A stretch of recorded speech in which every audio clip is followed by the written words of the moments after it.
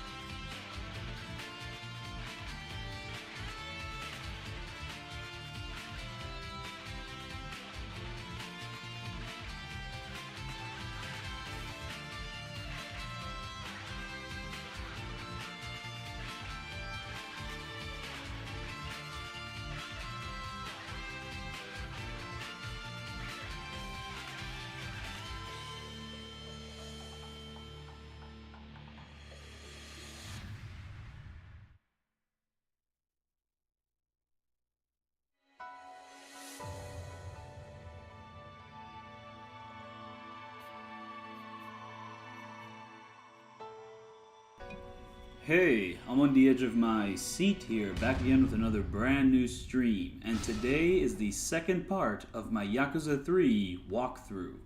And I'll be wasting no time because this is a bit of a later stream.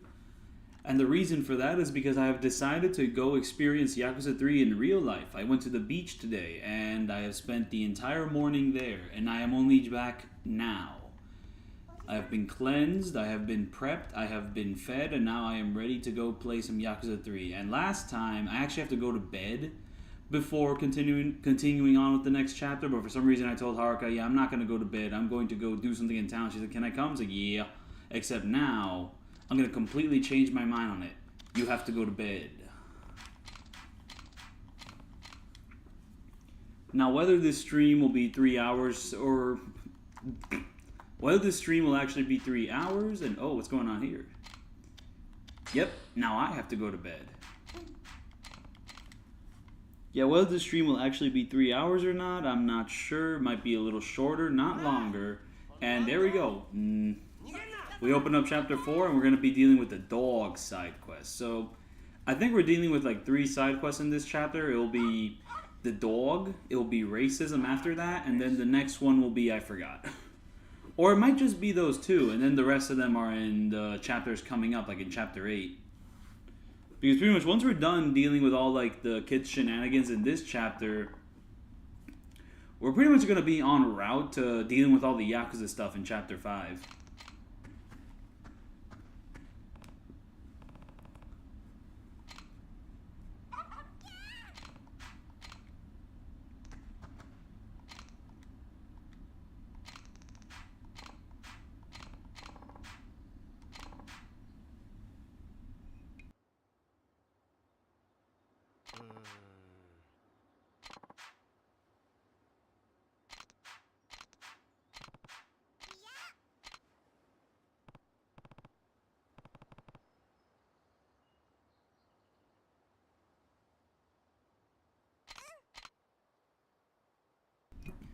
Yeah, and I'm just trying to remember exactly what I need to buy in order to get the dog.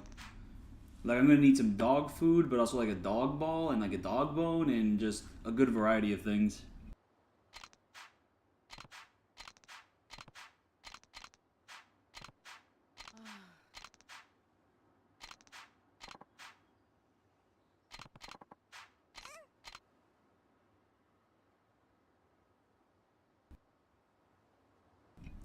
Wait, isn't this dog like the introduction to the chase mission mechanics, or am I just confused about something else?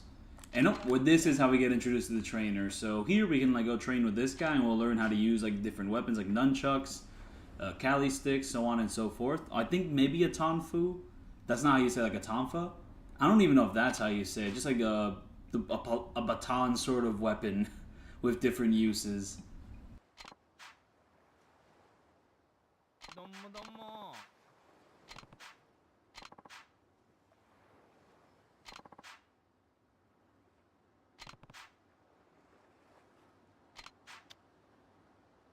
Oh, I can choose to like ignore this guy, but like what's the point in ignoring him? I'm down to learn a few things, even though I don't plan on collecting too many weapons, but you know, these skills will help out. I remember these skills being somewhat useful, but I forgot exactly what they were.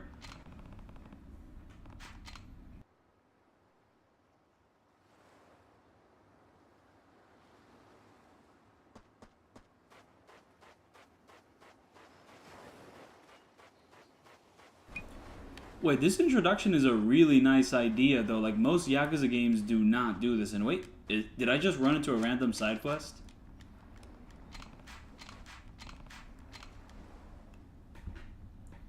Like, most Yakuza games, if there's, like, a trainer involved, they'll just force you to do their stuff, and then, like, you know, you can leave.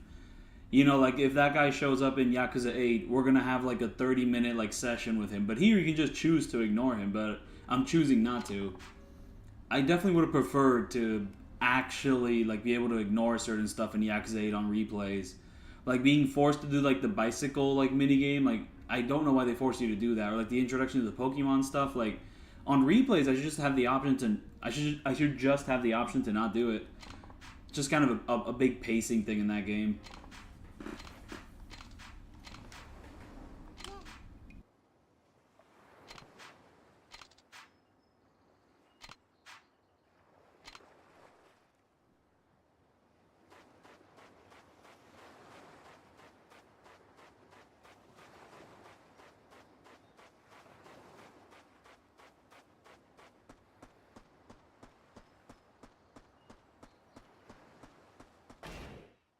Nope, I almost got distracted and almost left. And oh yeah, I also forgot to get some upgrades. And yes, we are still mid-maxing tech until we get the speed boosts.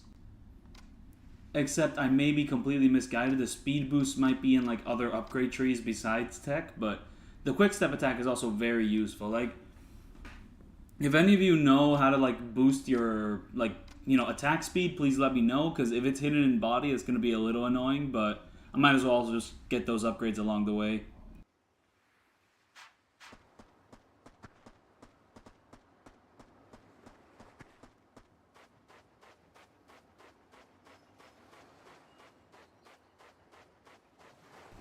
Yes, this is the original PS3 version of Yakuza 3. I decided to play it just in order to not have any combat glitches, per se, with like the 60 FPS, because like the remasters, because they're at 60 FPS, enemies just tend to block more, and also your dodge is a little messed up in the remaster, so I just decided to go back to like basics, with the version that's like the least manipulated of them all.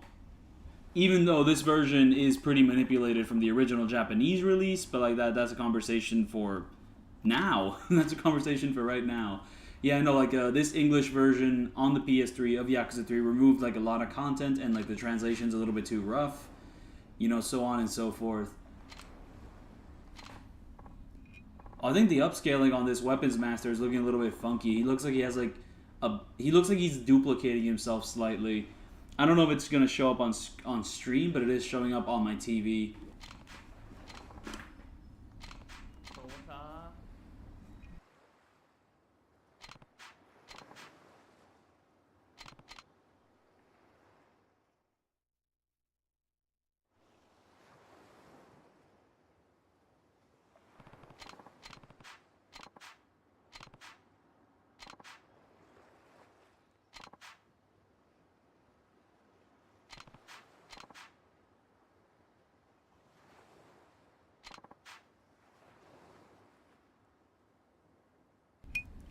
Yeah, no, like he says, oh, I have a bit of an accent, so you can't understand me. Except like the way he talks is like very straightforward.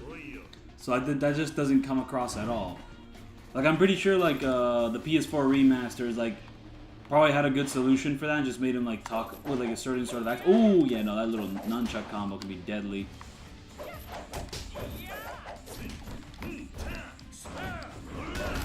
Oh, I've unlocked the double finishers? I did not even notice I unlocked that. I guess that was like the upgrade I got. So here's what most people do in Yakuza 3. And you know what? It still works.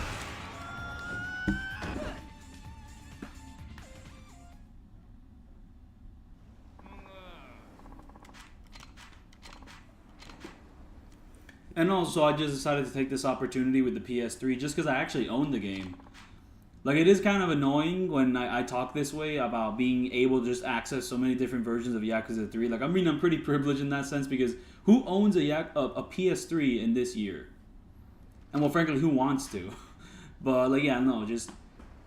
It's kind of a rare thing for me to own this PS3, so I'm just taking advantage of the fact that I can actually play PS3 games and, like, record them and stream them and all that, so...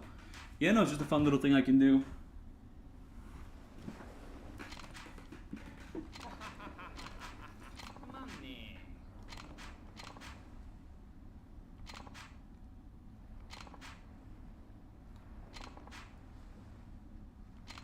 He's gonna take off his hat and he's gonna like reveal his superpower. I'm pretty sure this guy also comes back in Yakuza 5, and like it was pretty fun to see him back, like see him there, but I forget if that fight was a pain in the ass or not. Not sure if I even reached that fight in like my Yakuza 5 streams currently.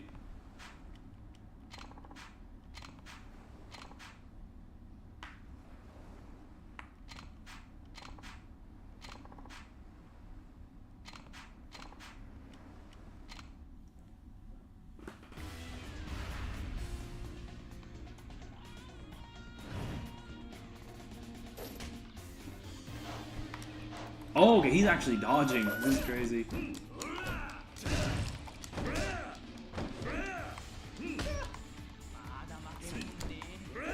Oh, and I completely missed him.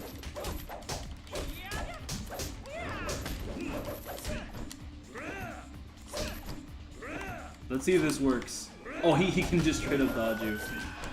Alright, so blocking is still an issue. Well, I mean, it's not really an issue. I mean, it forces you to play like in a certain manner. But I don't think the blocking is going to be too excessive in this PS3 version. But like for certain enemies, it might be. I mean, Rikio was pretty annoying. There we go. Finally got him. Oh, wait, but I set him up wrong though. Yeah, not sure what people mean by being able to like abuse the square like triangle move. And oh, okay, that is insane damage.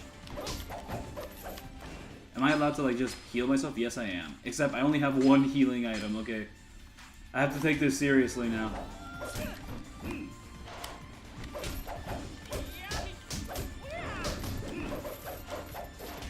I love these white pants on Kiryu.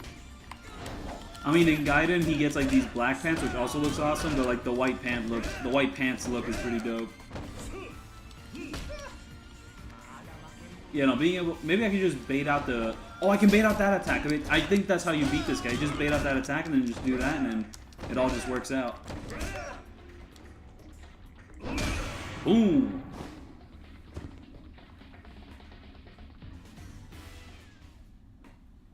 I mean, yeah, no, like, there's a good amount of PS2 games that just run at 60 FPS. Like Metal Gear Solid 2, the original, on the PS2, runs at a solid 60 the entire time. However, the same cannot be said for Snake Eater. But yeah, no, the original Metal Gear Solid 2, which looks incredible, is just, yeah, no, it runs at completely at 60 FPS. And it is one of the early PS2 titles as well. Just crazy tech with that one. And oh, I think my stream is starting to lag.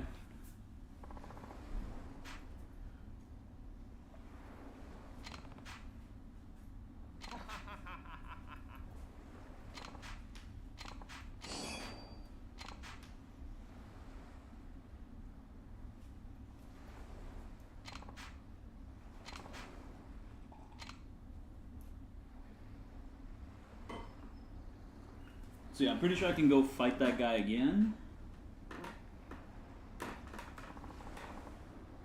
Pretty sure I can fight this guy again and learn different movements and all that. Yeah, sure, let's start the training. Let's just spend all stream training with this guy instead of rescuing that dog.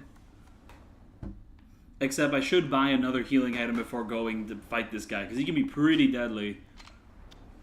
There we go. Here's the other weapons. The Tonfa.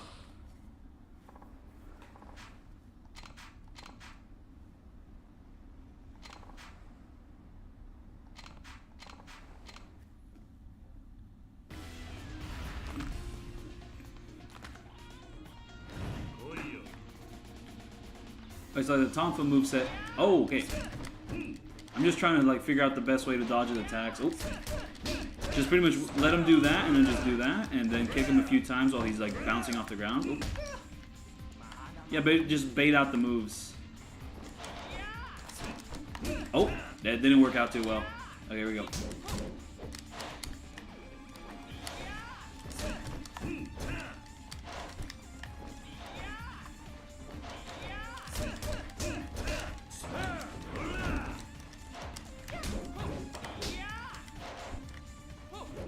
Wait.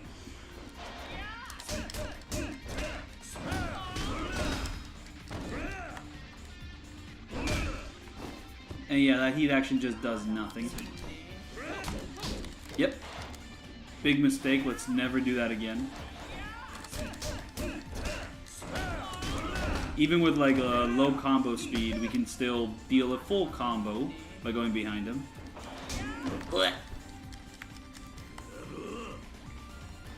I really hope he doesn't become like super duper tough like after this fight. This is like the actual real fight.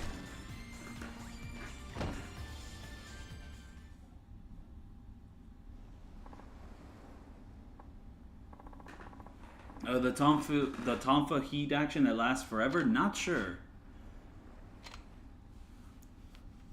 Yeah, the Infamous games in general are it's just a franchise I really need to go through. I bought the first two games a long while ago, and I just never got around to playing them. As for Infamous Second Son, some people didn't like that game, but that's still a game I want to try out because it does look like a fun game to play. But I want to play the originals first before jumping to Second Son. Yeah, you already said that. Should I fight him again with the health which I have right now? Okay. The next tech upgrade is going to be 35 points. I might as well just save the points. Let's just continue doing that. But Cali Sticks, I'm not too interested in using Cali Sticks right now, so we'll just be moving on. But I really do need to learn like what the combo speed upgrade is. Like I need to look at the upgrade tree for like Yakuza 3 for every single tree and just see what is most beneficial for me right now. Because I definitely need my speed back. I definitely need that, like 100%.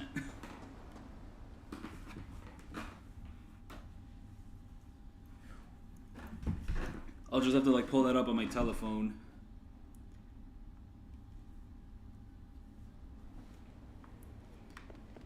Oh wait, we're given like actual directions. We're not gonna get like a pink orb, so we just actually have to go upstairs. So if this was in Japanese, it would be a bit confusing to follow. And oh, we can fight random encounters. Yeah, I'm not really too interested in doing that right now. But you could do it. Oh, and there are coin locker keys in this place. I actually didn't know where the coin locker keys were, like where the coin lockers were in this area until I got to like the one chase mission with like Ayaka. Like I just straight up did not know where all that was. So that was like my first time learning where all that stuff was on my first playthrough of Yakuza 3. Oh, and there we go. The enemies want to fight us. And hey, side quest, side quest, side quest, side quest, side quest. No, I don't want to fight you. I wanted to do that side quest with those guys.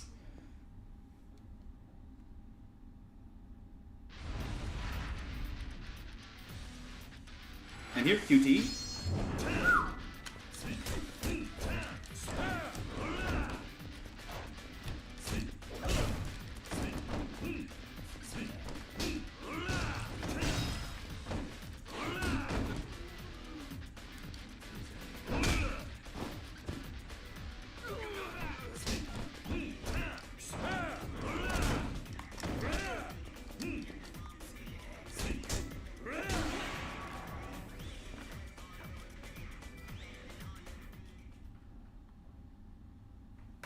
I don't know, I'm only going to be able to do that scream if Kiryu here does see the big announcement from Joe Biden, but given the fact that this is 2009 in-game, I'm pretty sure that's not going to happen.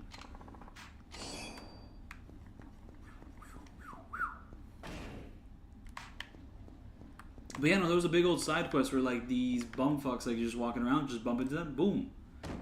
Activate side quest.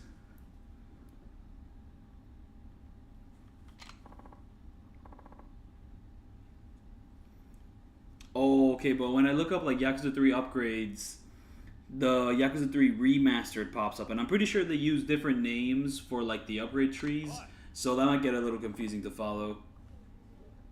But I should be able to pick up on like what is what very quick.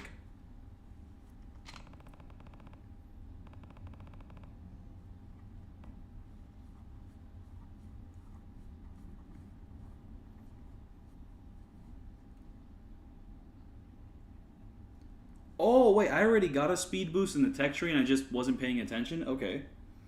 However, oh yeah, all the speed boosts are in the tech tree.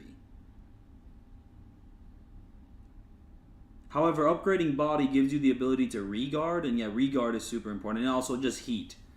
Like, I really, really need to, like, upgrade, like, tech and heat, because heat just gives you all the heat actions. And yeah, heat actions is super important.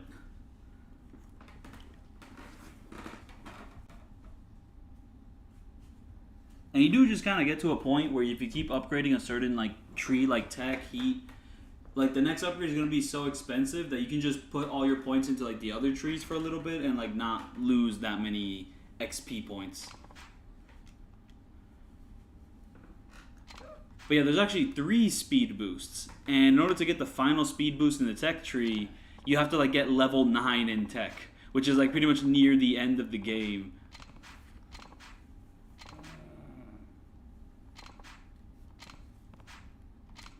I really have not made any money.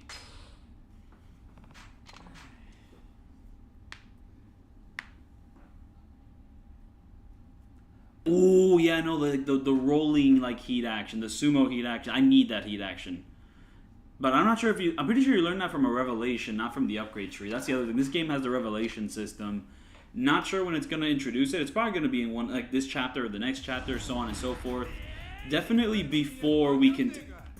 Oh, there's the famous little D2A music, if that's what it's called. I think it's D2A. I don't know why it's called D2A, the track, but it's just a silly little track. It's got this silly-ass little opening, and then the rest of it's, like, pretty chill. When, like, the little guitar kicks in. Not sure. I mean, that is a guitar, right?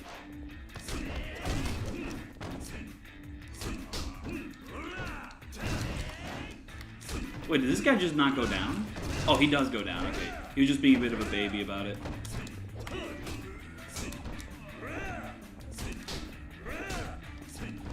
Now, does this guy not go down? Oh, wow. Wait. The enemy just did a little bounding combo of their own. Except I have no healing items. I really should have bought some healing items before encountering these individuals. And there's, like, no weapons to use in the area. What? This is really weird. Yeah, why are there no weapons in the area to use?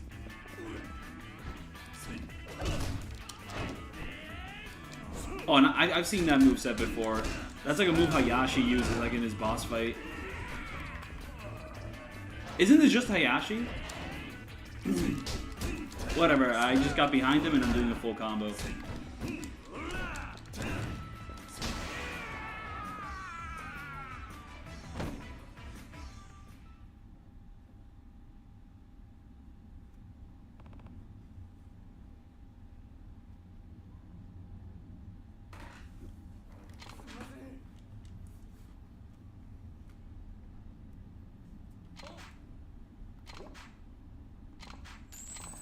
Okay, now I'm making some money. Yeah, doing that side quest not only gives you a good amount of XP, also gives you some money. And ooh, upgrading body should give me like more health. So maybe just spend a little there. Yeah, no, because like it's called Essence in this game, but like in the remaster they renamed it to Heat, and that is a better name, but just important to mention. Doom doom. Okay, so it doesn't fully heal your health, but it gives you like a little boost. Oh, but I can just buy some... No, this is the karaoke place. That is not a convenience store. The convenience store should be around the corner there. Ooh, I love the way the save point looks. Like that little save icon. It's very iconic. I love it. I love it a good amount. Even though I think the save icons they also use in like Yakuza 0, you know, Ishin and all that, has a very nice look to it too. But now they're just gone in the Dragon Engine games, so... Boom.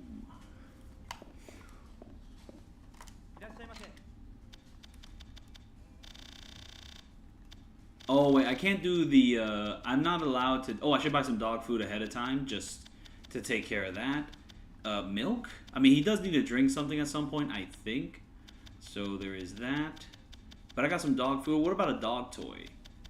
I think what I do is I end up going back to like the orphanage to get a dog toy, and then kind of I'm just bouncing back and forth from there. But yeah, no, dog food. I'm gonna buy some dog food, and you can't just like spam buy bentos because you know your inventory is just gonna get full immediately. But I'm gonna buy a few for health, and hopefully they actually heal a good amount in this game, just like in the Dragon Engine games. Yeah, you know they're all right. For now. Oh, the sushi set. I should have bought that. That's true.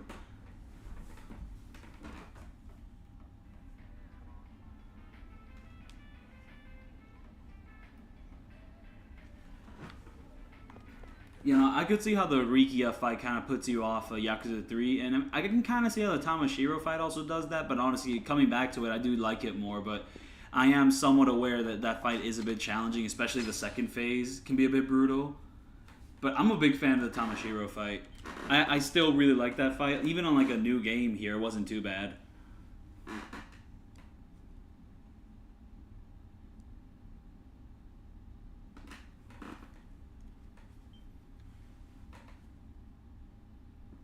Yeah, no, I still have no idea where to get the dog toy. So, oh, and also I still haven't encountered the dog. Because they told me, oh, go somewhere in this area, and the dog just hasn't shown up.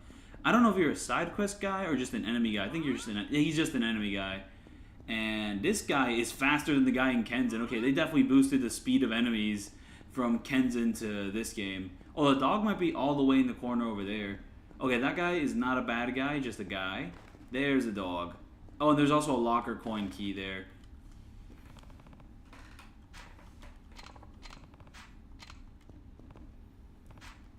So yeah, I think this is where we get introduced to chases. Wait, what do you mean you have to hold down the trigger? Oh. That's like one bad thing about... I mean, the chases in Yakuza 3 I just kind of hate. I don't fuck with them at all. But like one thing I really don't like is that you have to hold down the right trigger the entire time to run after people. Like, I mean, you're never gonna not want to run. So it's just, it feels weird that you have to. And it's not like in the open world you just hold this down and you're allowed to run. They don't let you do that. So like the point of this is just, it's pointless. Though it is funny how like they pretty much just ripped the Kenzin sprinting animation and just put it here for like chases. For this new little mechanic.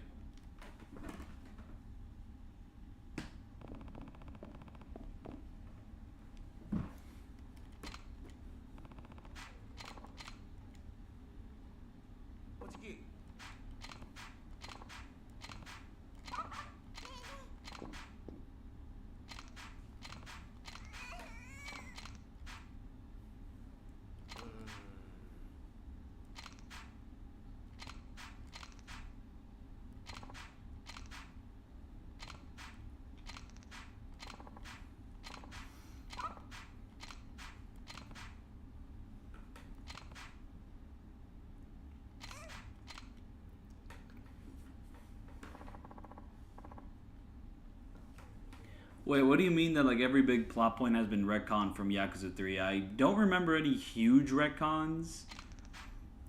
I mean, like, Yakuza 4, they made one of the bad guys in this game like a good guy for a brief period of time. Like, there was that. And also Rikia never shows up again. Oh, there's a good reason for that. But, like, the family never shows up again. Dog food.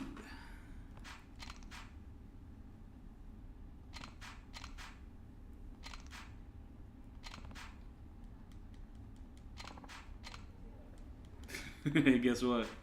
I got it.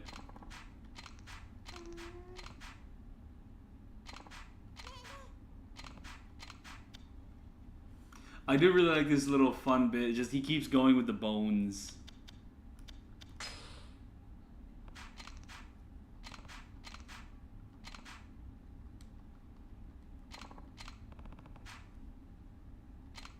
So yeah, no, it's a good thing the game kind of tells you, like, yeah, you should go back to the orphanage to get the rubber ball. Because it's like, imagine they don't give you that hint and you just go to every single convenience store trying to find a rubber ball. It would be madness. Because I don't think a single one of them sells a rubber ball. Oh, I love this little sub-story. Because my man's just chilling, and then, like, the people just get on his case for no reason.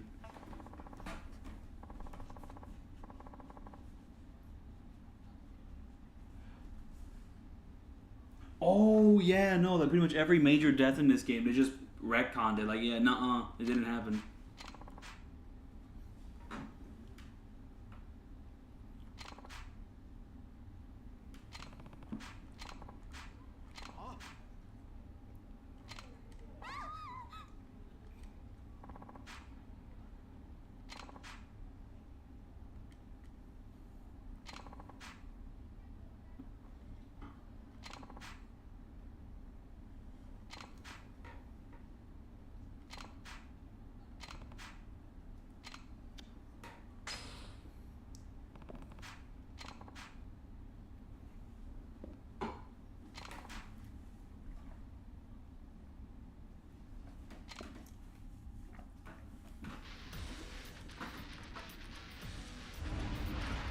The rubber helicopter.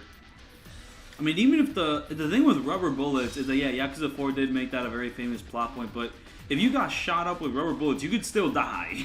Those things fucking, like, break so much impact on you. Like, they will not feel, like, any less, like, potent than an actual bullet. Those things are still fucking, like, horrible. Ooh, easy money with these guys.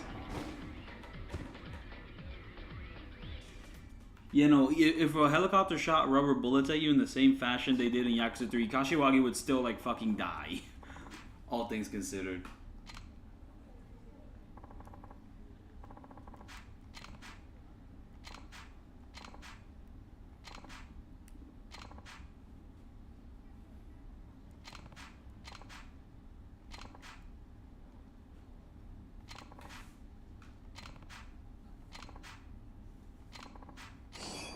Oh, hell yeah, I got an Okinawan donut. And there's that little child doing the Haruka animation. It's funny because, like, Kiryu in, like, Like a Dragon Infinite Wealth does a very similar animation, like, in Chapter 3 of that game. When, like, they're at the house investigating it. Like, after Ichiban's been drugged and all that. Hey, I love these guys. They're back.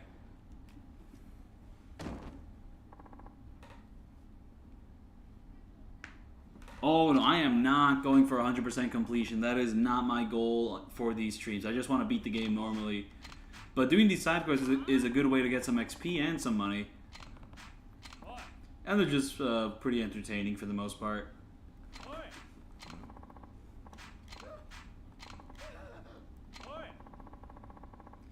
Oh, is this like the first time we see that little, like, jittery animation? Or did Kenzan do it first? I don't remember.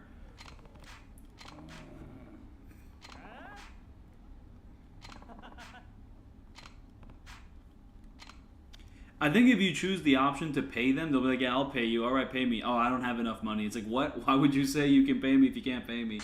But yeah, no, I'm just not going to pay.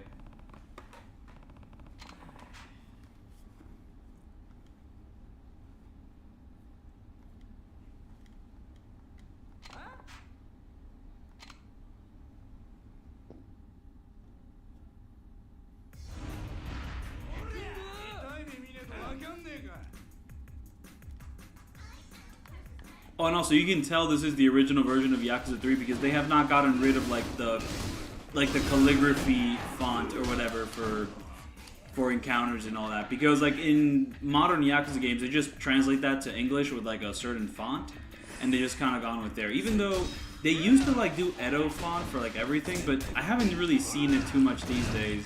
Maybe it showed up in Like a Dragon Infinite Wealth. I'm not 100% sure about that. But this song is cool though. Like after they stopped doing their silly little song, I mean it is a pretty neat little like song.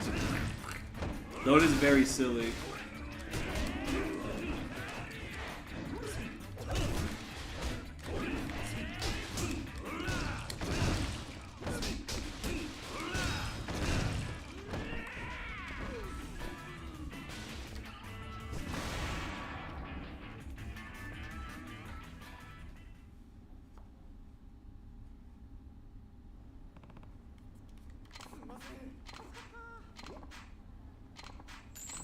Ooh, 50,000 yen. Hell yeah. The con man in training.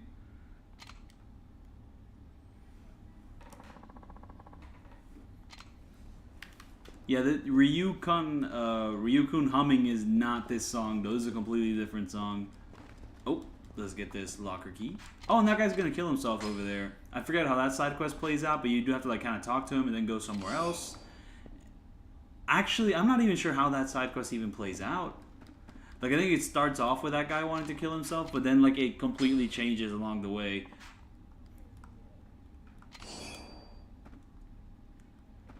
They just threw me into town with all these side quests and they just expected me not to do any of them? Like, what's going on here? Very distracting game.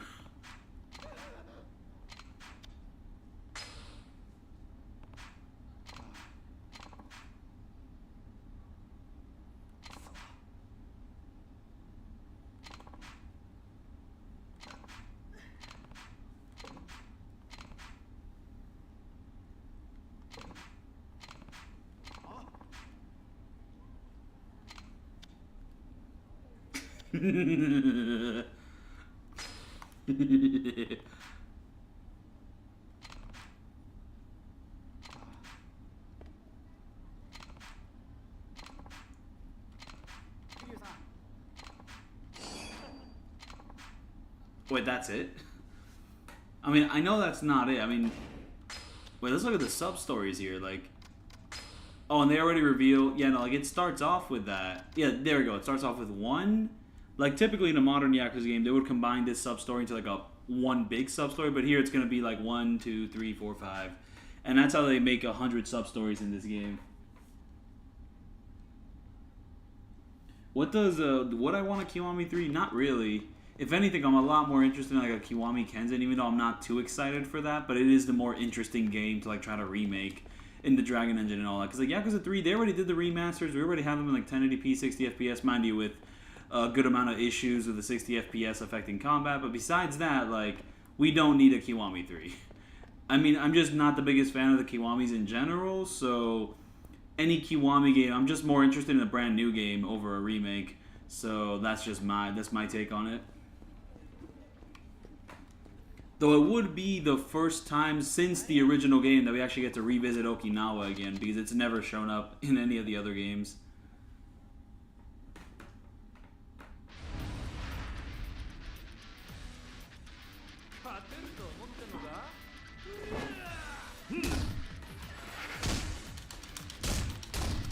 I really like these little like QTs that show up every now and then for these random encounters. Just adds a little more life, a bit more life to them.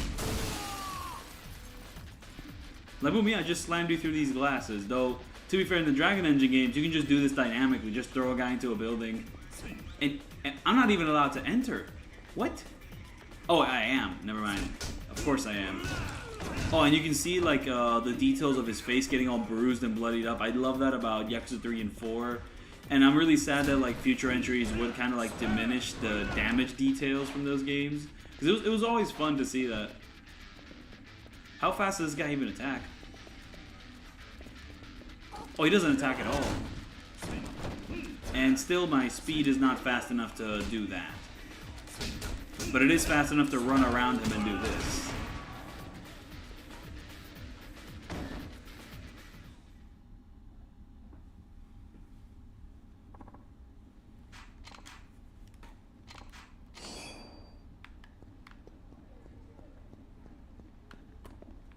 Also, what combat system would they even use? Because the Dragon Age games are in like a weird place. Like, would it be more like Gaiden, but without the agent style? Because, you know, it would be weird as hell for him to have the agent style here. Like, it would be like a single style game that just focus more on that. But, like, more with Gaiden sensibilities. And, oh, I still need to go back to the orphanage. So, yeah, no, on the way back to the orphanage. And let's not try to fight it. Let's try not to fight any enemies along the way there. Let's just go up here and solve that out.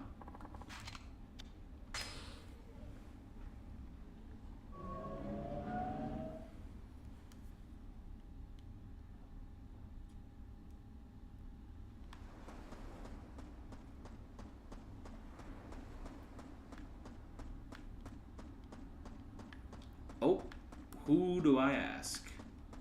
I don't think they're going to be inside. If anything, they got to be outside because, you know, it's a baseball question, so they have to be playing or something along the lines of that. Oh, nope, I guess not. Maybe they just render more if I explore the beach more, but I'm just going to try my chances at just checking out the house. Maybe they're at the dinner table. Oh, this is a very empty house. Kitchen? Why would they be in the kitchen? They don't cook anything. That's my job, to cook the onions.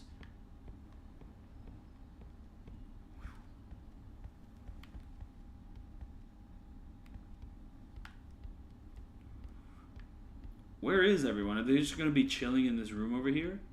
Yep, that is where... Oh, there is a baseball bat, like, box in there, so yeah.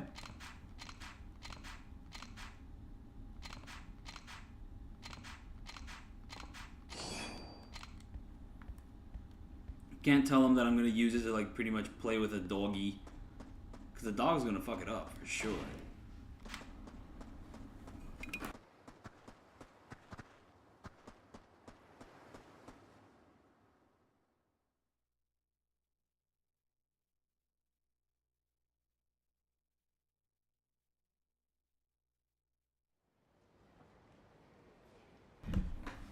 But yeah, no, when I went to the beach today, I didn't really play in the water too much. I am a grown man. I do not play in the water. I explore. But anyways, besides that, I didn't do too much exploring because there was a riptide current in the water. So I just wasn't really able to go too deep.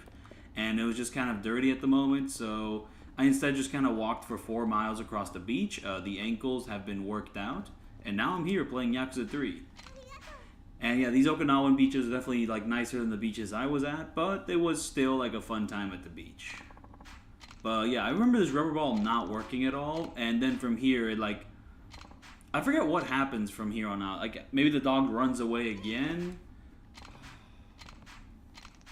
Because I remember like the dog gets into a confrontation with like random people. Yeah, no, like I just walk somewhere and then I walk back here and like they're fighting just a random group of people. But I forget like how much I need to walk away from that. Like, am I just supposed to walk into like Mac or something and like learn about the revelation system and then return to the dog? I mean, I highly doubt it's like that complicated. Whoop. Okay, but if I go down here, can I loop back to like finding the doggy again? Or do I have to just leave and come back? I don't know.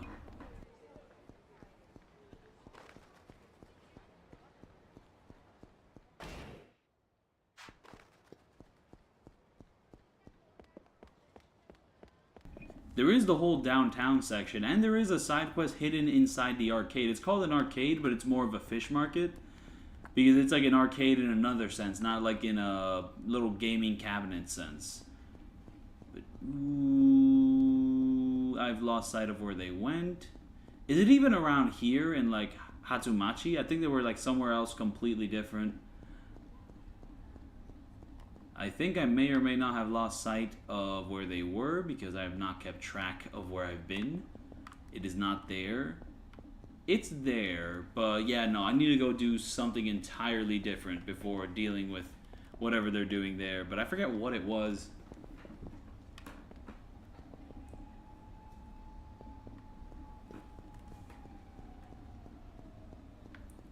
Like, it may or may not be as simple as go to the orphanage and then come back here. Maybe I have to, like, return the ball. Or maybe I just need to keep strolling until I reach the bottom of the map here. And then at the bottom of the map, Mac will just kind of pop out of the blue and just... Ooh, and then cars cannot run you over. I'm pretty sure, like, in the Kiryu games, cars still can never run you over. The only person who's been run over by cars is like Yagami and Ichiban. Oh, this is a side quest. Just like these gossiping girls will gossip about like rumors around the school, like ghosts, or like the legend of like the nunchuck beach or something like that, or the lockers. The lockers was a big one. It was like haunted lockers. So yeah, there's like 7 of these.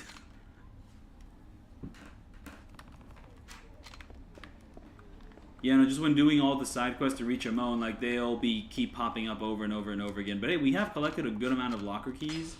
So let's just check what we can get right now. Maybe we may or may not have stumbled across something kind of overpowered. Hey, can I go in here? No, I can't. Invisible wall, okay. But we go up here and oh, another side quest.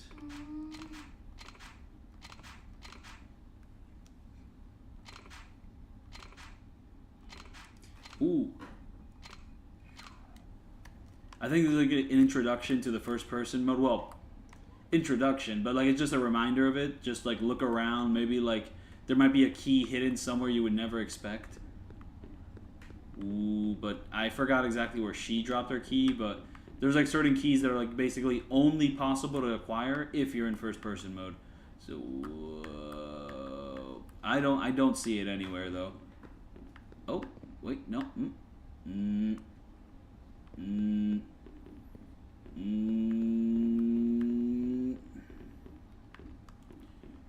Just finding Waldo, except Waldo is a obtuse locker coin key.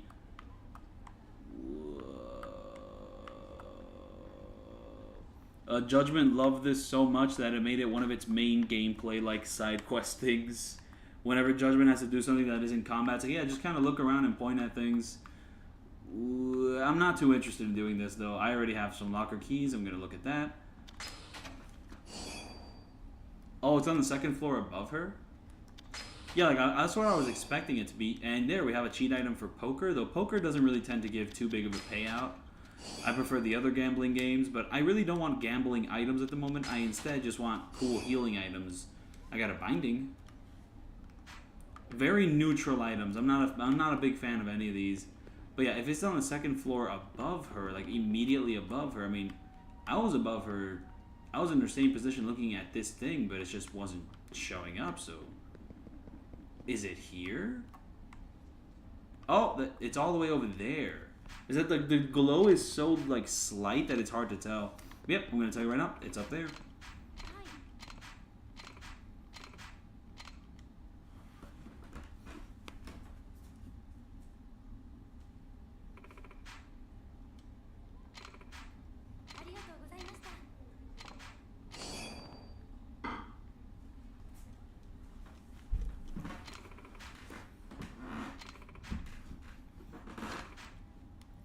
So yeah, no, if you just go to this area before like finding any locker keys, I guess that'll be the locker key tutorial. And hey, the little side quest gives me more XP. Very nice. That was good to invest in. Honestly, doing a bunch of side quests could really help. Oh, and there's one right on top of the lockers. I mean, I was actually trying to look in there, but nope. There it is.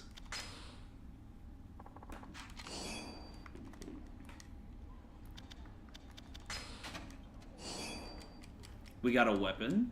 Okay, I'll use that like once, like a couple times it will break and then I'll never use it again. And oh, we're full.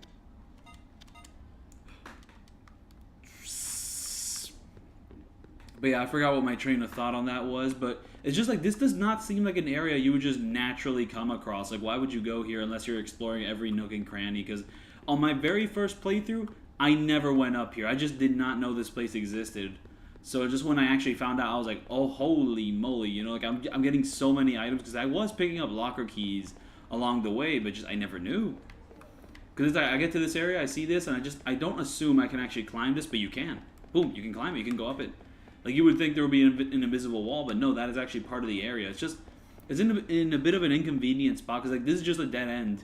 Usually the locker coin key locations tend to be in like more cool places. Like in the middle of the hub world or whatnot, so that when you reach this, and then you can kind of go anywhere. But here, it's like, yeah, you're just kind of stuck here. There's not much to see. It's pretty much like in one corner of the world.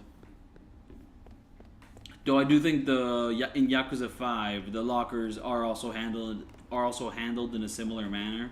They're just like in the bottom corner of the map.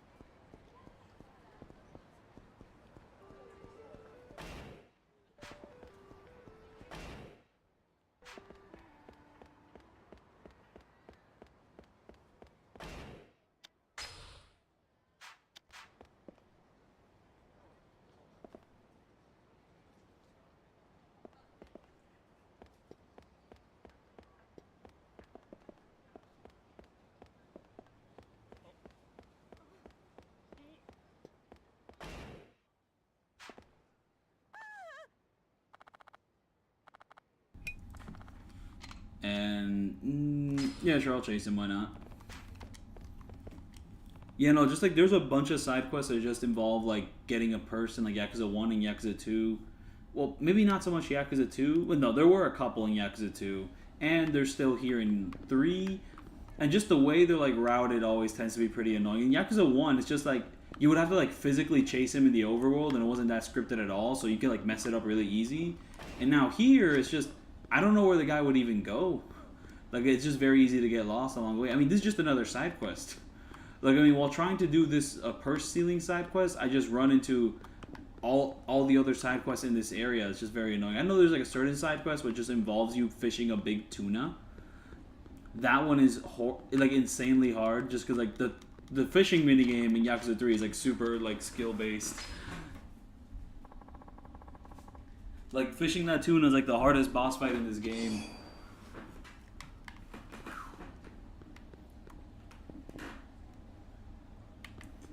Like, do you think the purse thief would be upstairs, or would they be just down here? Oh, like, look at this guy. Yeah, he's just all the way in the corner somewhere. I had to play, like, a little bit of hide and seek there. I was considering just continuing, like, the suicide side quest, where you just... I forgot how that one ends, too.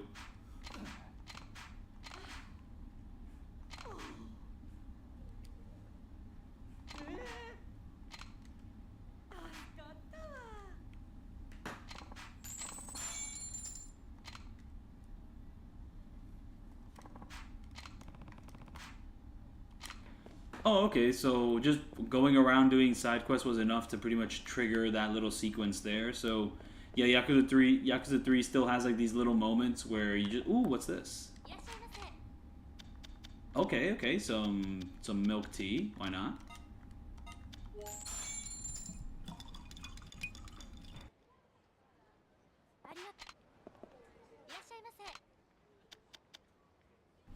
Now Jasmine Pearl milk tea. Now let's do that.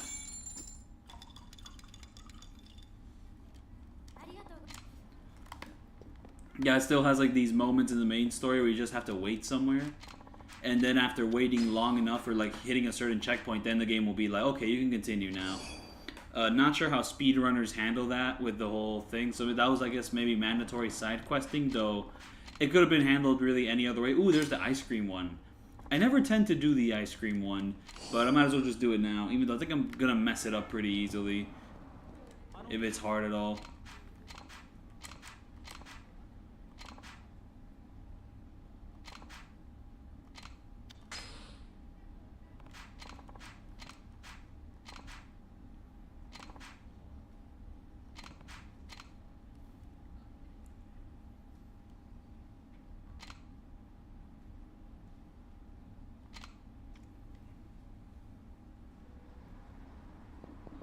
Okay, so I wonder... Oh, wait. Where do I go? Where do I go? I have to go all the way down there. I thought, like, the red objective marker was the one. Bump into cars? I mean, the cars shouldn't bump into me. They shouldn't run me over. Right? And also, no running. No running. No. Also, the people. The people are the more dangerous ones. Because, like, cars bumping into you, they could kill you. People, they don't kill you, but, you know, it's just a little rude. But some people are willing to be a little rude, so... I'm just wondering if, like, you know, just going full sprint will melt these ice creams. Like, I'm holding the thumbstick not all the way, but I'm wondering if you're just locked into, like, not running. Hold down button. Oh. Ugh. Oh, yeah, you're just locked into not running. So even if you hold the stick all the way down, it doesn't matter. So let's just deliver these ice creams and then get the best score for the side quest. Ooh, that guy, the crouched guy over there is scaring me. The people behind me are kind of scaring me a little bit. Yeah, that guy. I don't like that guy. Ugh.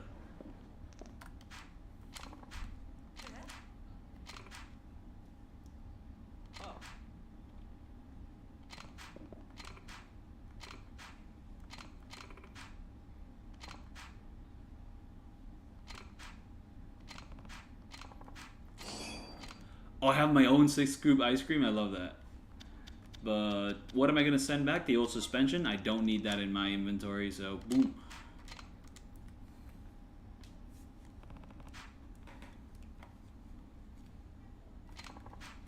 I mean, Kiryu, like, you don't have to be negative. You helped them out. Like, you're good.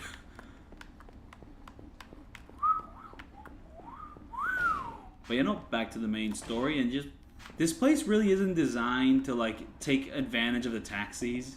It's a pretty small area, and just like the way they're placed isn't the most convenient. But you know, this is like one of the rare times where it will actually help me out to just get a taxi to go over there.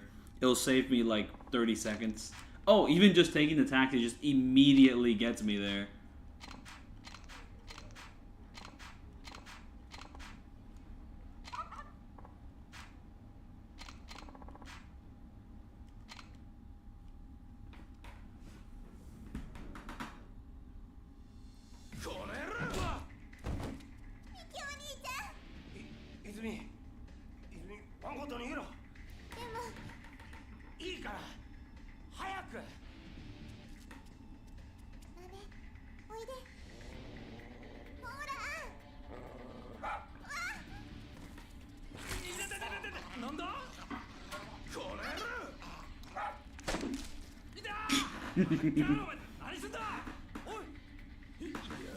Oh, this little like confrontation just gets resolved by the police. You don't even have to fight them. I mean, that's kind of refreshing because like if every little like big encounter like this just ends up being like a fight, it does get a little repetitive. That is kind of like one thing with the side quests in these games, that it does just kind of like devolve back into combat, because you know what else are you gonna do in this game? But it is fun. Ooh, where did the dog go? Oh, he went back. Oh, he wanted to like heal the wounds.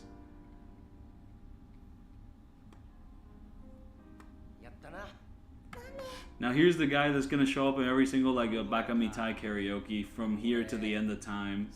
Actually, no, not really. I think it might just be over. That's not gonna happen again because, well, I mean, spoilers for 8. It seems like his fate there is pretty final. I don't know how he's gonna come back from that. But then again, this series can surprise me any which way, and also Kiwami 3 can still exist. So, you know, they'll have their excuse to like shoehorn in another Bakamitai song in there. Except it'd be weird for him to be nostalgic about this dog he just met right now.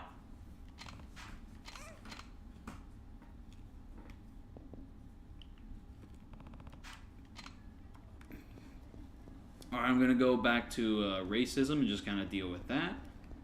And then from there, I don't know what the third side quest is, because it can't be the baseball one, so it can't really be about the scrawny kid. And I know it's not the Tai Chi one, because the Tai Chi one also happens later in the game, so yeah, no, just we're in for a surprise on whether there's going to be a third little big side quest thing or not.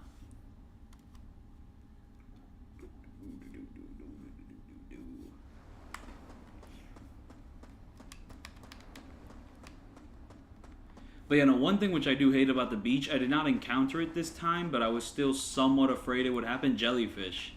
Jellyfish are just like the worst. Oh yeah, here's one annoying thing. So like, locker coin keys and worms. I mean, I'm pretty sure this is going to be a worm, right? There's no way it's a locker coin key. Oh, it's a fishing camp magazine. Yeah, I'll take it.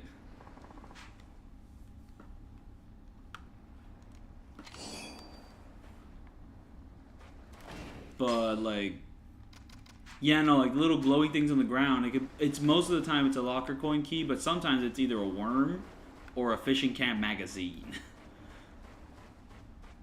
So what's Rikia going to teach us? Yep, here we go. We're going to deal with racism today.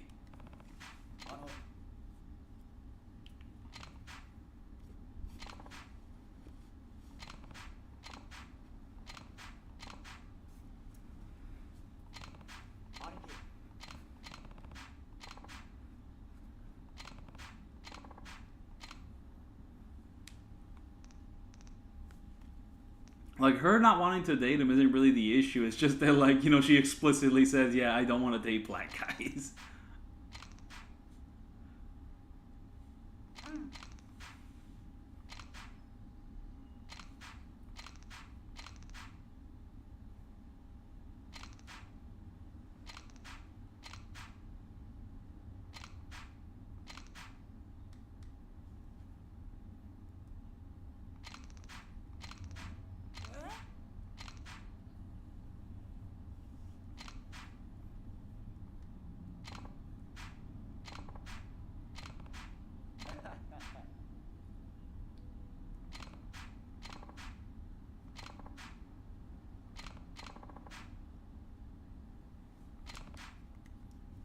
Like, yeah, these guys are like polar opposites. He's orange and black, and he's like red and white. They just look like dudes, like dads.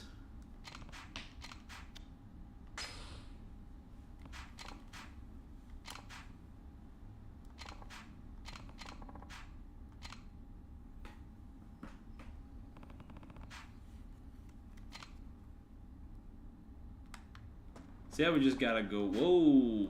Thanks for the help.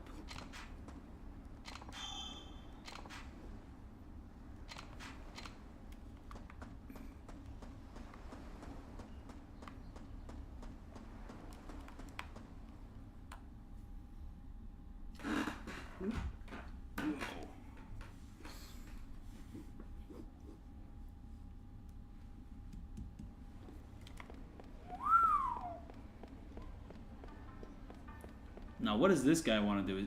He just doesn't look like a random enemy type. He looks like someone we would actually be in a sub-story with, but he totally is just a random enemy type. Like, there's just no way he isn't. Yeah, I'm not fighting him. I'm good.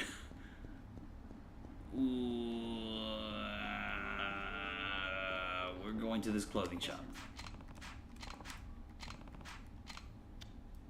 It's just like both of these options are like too silly.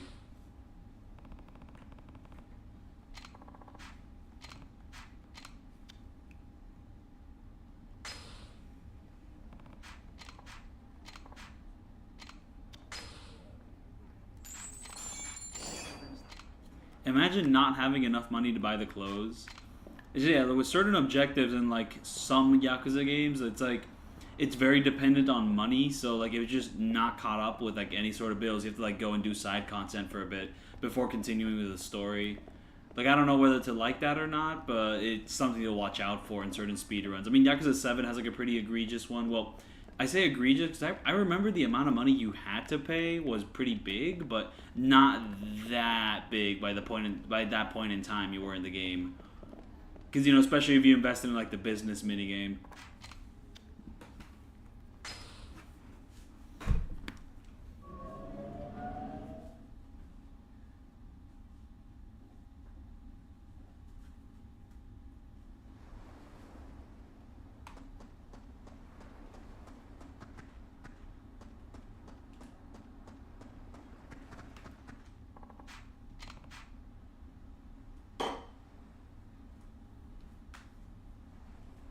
Yeah, no, me? I found the perfect stuff.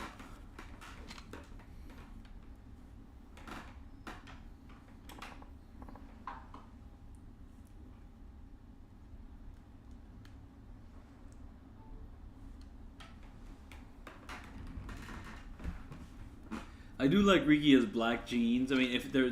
Wait, are those even black jeans? But yeah, the black pants. I do think they work very well.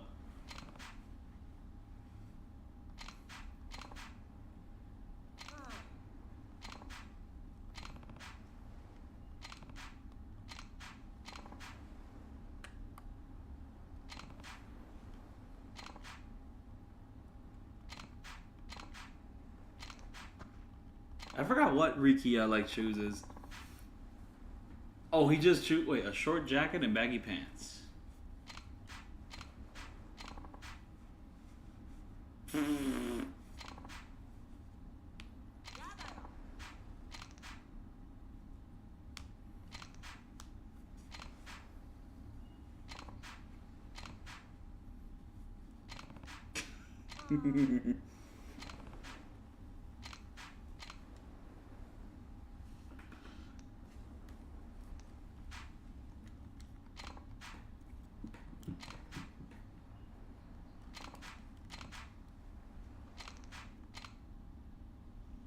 I think the sunglasses was a better look though. The hat's like, just like that, and the sunglasses just always goes like ridiculous.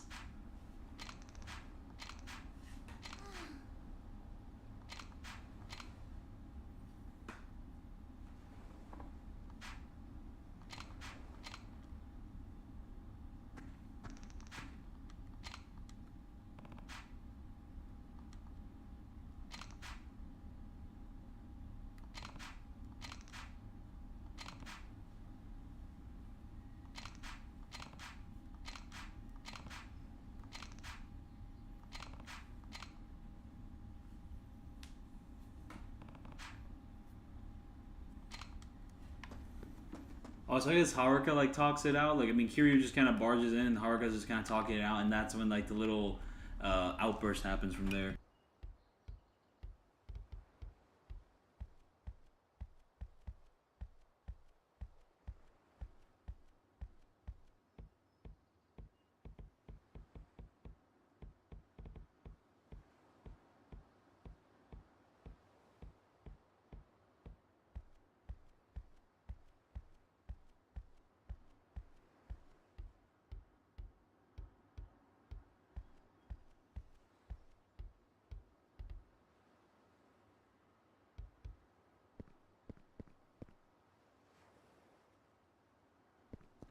But this game came out before Dead Souls, so that doesn't really add up. But wait, what do you have to do like after that whole little exchange? Did we talk to like Mitsuyo first, or do we go outside, or do we talk to Haruka? I mean, what?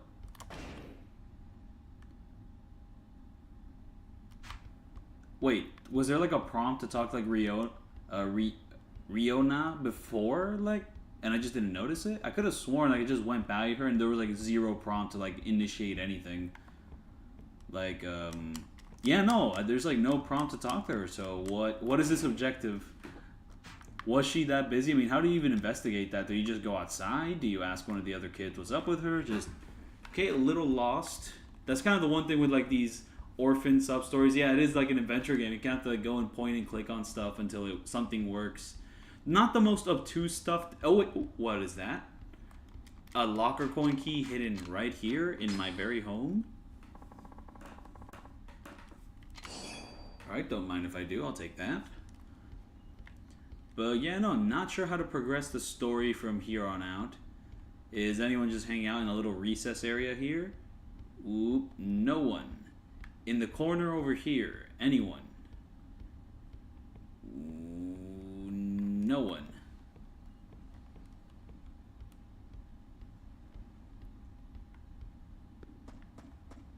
Dog. Does this dog have anything to say? Nope, no one. And also, I was already here. He had nothing to say. I remember in like a hide and seek game where like all the kids hide and all that.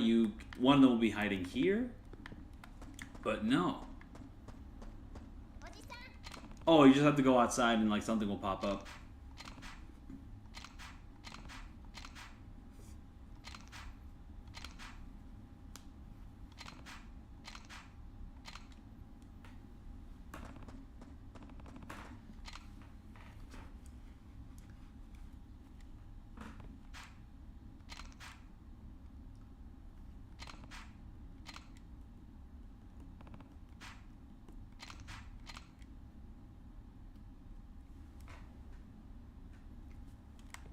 Alright, so there we go.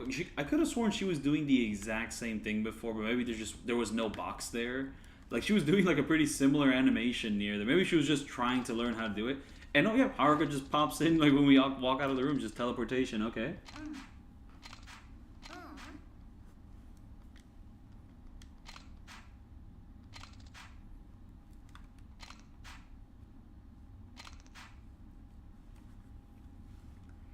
Yeah, no, there we go. Here's where the slight censorship happens. So they just, in this version of the game, they say, I can't go out with a guy like him. I have standards. So, like, that can be really, that's a very broad way to translate that line. Like, oh, he's immature. You know, like, the way he dresses is, like, very immature. You know, you don't read something like that and immediately go, oh, she doesn't want to go out with him because he's black. But that's what she says in the Japanese, like, translation. And that's what they retranslated it to in the remaster. So just like if you played this original version of the game, you would have never picked up on it unless you actually were in the know and like knew that this is like one of the scenes that got somewhat censored, not translated exactly the way it was in the Japanese release, so on and so forth. It was basically a fun fact before like the remaster came in. But you can maybe kind of pick up the implication, but also like if this was your only exposure to Yakuza 3, you could maybe confuse it. Like, maybe she didn't mean it like that. But no, she meant it like that.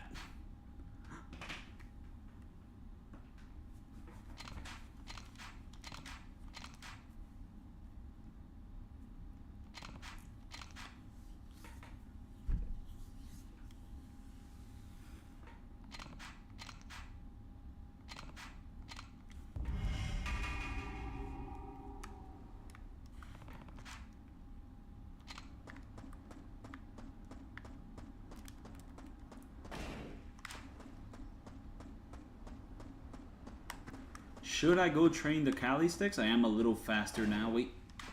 Am I even a little fast? I have healing items. I did say I wanted to get some healing items before fighting this guy again. So yeah, let's just train with this guy for a little bit and go there.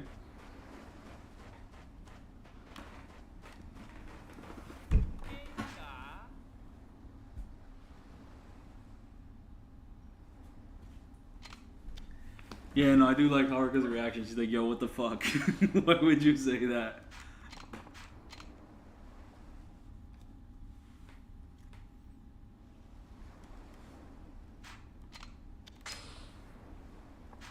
Because I remember, like, these 3 little training modes is not the only thing that happens here. Like, I think you do these 3 and then you unlock, like, a secret 4th training. Or I might just be misremembering that.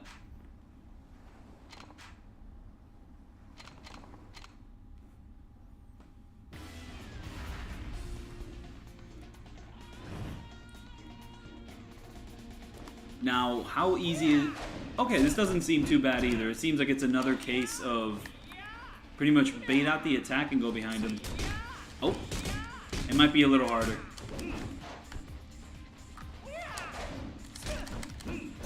Yeah, he just... Oh, wait, are you just allowed to, like, block with these sticks from any direction? Oh, I think he's allowed to block with those sticks from any direction, so... He's going to be a little harder to get. You can't just go behind him and do this, because he'll just block your attack. There's the block. This is what playing the remaster is like all the time. I am just exaggerating. I mean, I never thought the remaster was that bad anyways, but like there was a few... But yeah, no, it seems Kali Sticks is going to be the more annoying one, but you can still just spam this one heavy attack and just deal with it that way. Oh, okay, he just powered through that. And he has super armor when doing certain attacks, okay.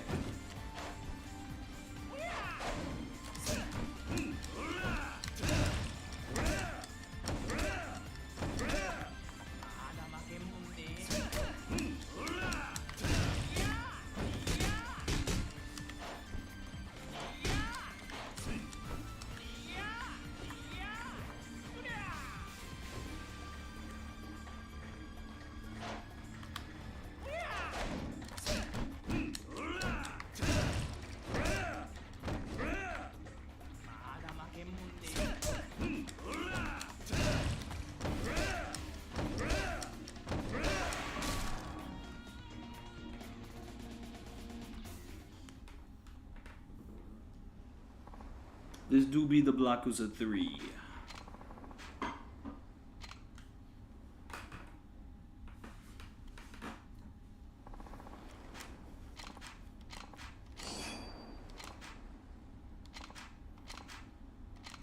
Alright, but is there extra training, yes or no? I do have the healing items to be able to handle it, but is there another thing?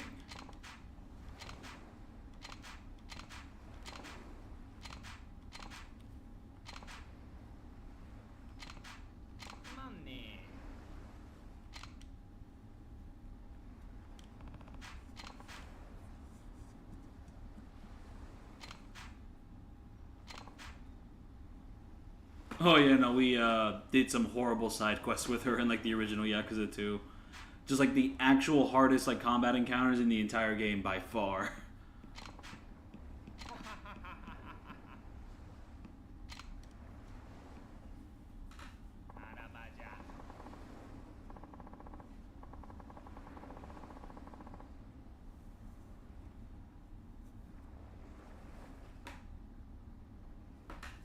No offense, none taken except for the fact that, like, yo, Doggy on Yakuza 3, this has a ton of iconic stuff, though. Like, the final boss fight is super iconic. Like, Kiryu's look in this game is iconic as hell. And also just Okinawa never shows up again. That's also, like, super iconic. Like, the music, just the music in 3 is also fantastic. Oh, yeah, Anderson has, like, the best gun boss fight out of any of the games by far. That guy's iconic as hell. Like, Yakuza 3 also just kind of wastes no time, and like the story structure of the game isn't my favorite. It is a little bit more episodic when compared to like Yakuza 2 or even Yakuza 4.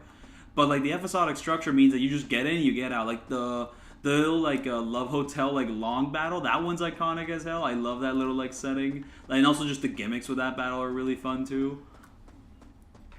And yeah, Yakuza 3 also has its fair, and also the orphans. I mean, you say that like, oh, the orphans, no offense. I mean, yeah, the orphans are also really iconic because like the whole story with the orphans, like just they keep paying that off, and like Yakuza 5, 6, Gaiden, 8. You know, they're like they're like the most important emotional core of like Kiryu's character. Like that's like the thing. That was the time he was like the most happy.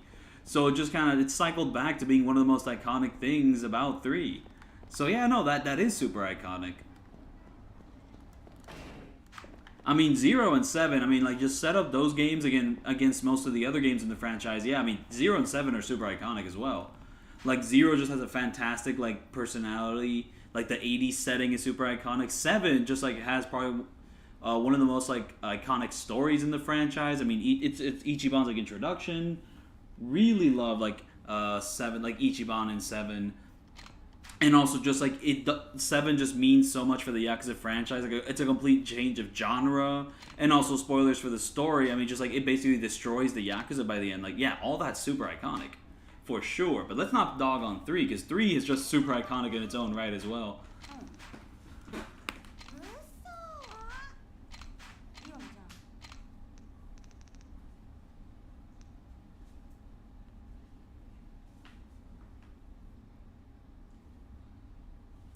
Wait, Yakuza 7 not being iconic at all? I mean, I wouldn't really agree with that. I mean, also 7 introduces like a brand new hub world, and yeah, I guess like with every new game, just bringing back Yokohama just for the hell of it, it does make it slightly less iconic. But like in 7, like one thing which I really like about 7 and 8 is that when you're exploring a brand new hub world, like the map is like blacked out. You actually have to like explore every nook and cranny of the area to like fully like map it out. That's one of my favorite aspects of those games.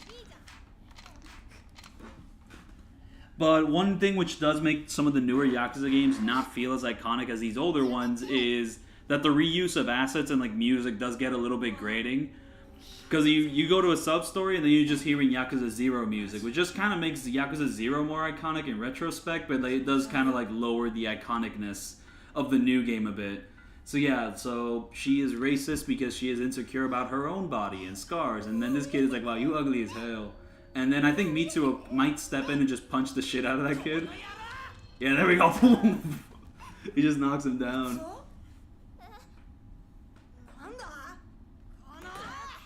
Oh, and he just gets socked right back.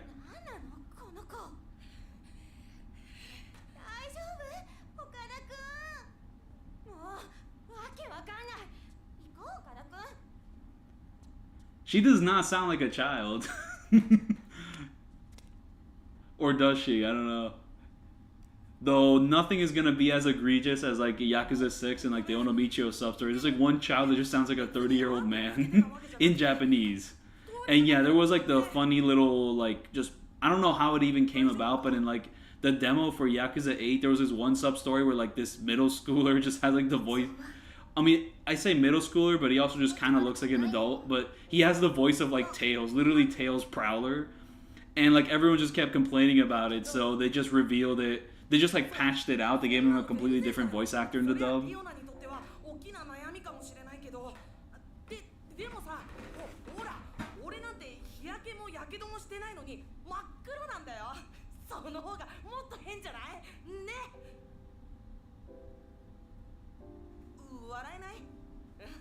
Yeah, no, I'm actually pretty inclined to agree on that. Like, after Yakuza 0, like, every game after Yakuza 0 just reuses a lot of stuff from that game, which just kind of, like, hampers the quality of, like, the games which come after it, and just kind of go back to, wow, Yakuza 0 is so cool, because they keep reusing shit from it. Like, the Pocket Circuit Racer keeps coming back, the Cabaret Clubs kept coming back, the sub-story music keeps coming back, even though, like, one of my favorite things about, like, that's, you know, that fucking cheesy ass piano music, it was so perfect in 0 because it kind of felt like something that would play at the end of like a cheesy 80s movie. But now like that context just isn't there with the newer games, but they keep using it, and now it just kind of has this new context of, oh, they won't stop using this same fucking songs over again. So yeah, no, it's just not as charming anymore. So that does kind of hamper the iconicness of the newer games, because you keep hearing shit from 0 over and over and over again, which just kind of reinforces the iconicness of 0. And just de-emphasizes, like, the uniqueness of these new games.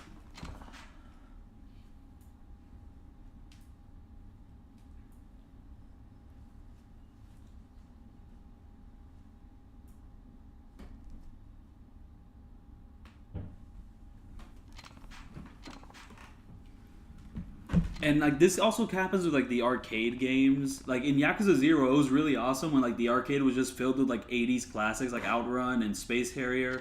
But then you get to the newer games, it's just kind of like, yeah, we're just going to keep bringing them back over and over. Yeah, we're just going to have Fantasy Zone, Space Harrier, and Outrun till the end of time in every single Sega arcade. I mean, hey, you know what? All things considered, those games still exist in arcades every now and then, but still. Oh yeah, so I guess it is just two little sub-stories, and then we get back to like the main track. But like, I really would have preferred if like those like arcade games just stayed in 0 because it would have made it more unique. But they just keep coming back because you know you need to have the most content, so we might as well just bring it back while we're at it. Like, you know, it's just mahjong like everything else. Oh, wait, I think the baseball like little sub story is in this game where you kind of meet a more frail kid and like the mom doesn't want him to play because he's like frail or whatever. Okay, so we're not done. There will be 3 events here. Because I do remember that most of the time these chapters have like 3 big like orphan events and then we go from there.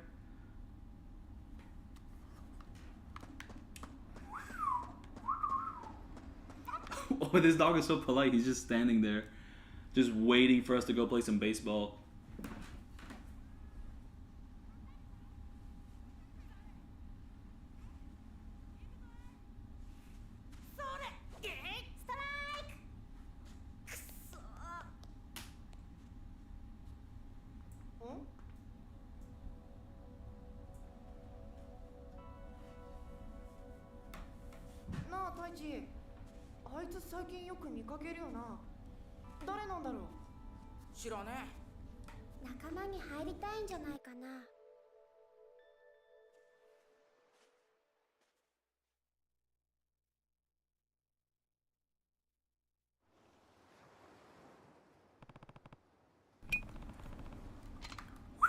Let's go see this kid now that we've never seen him before. Yeah, we're just gonna play baseball and like there's no way to skip through it.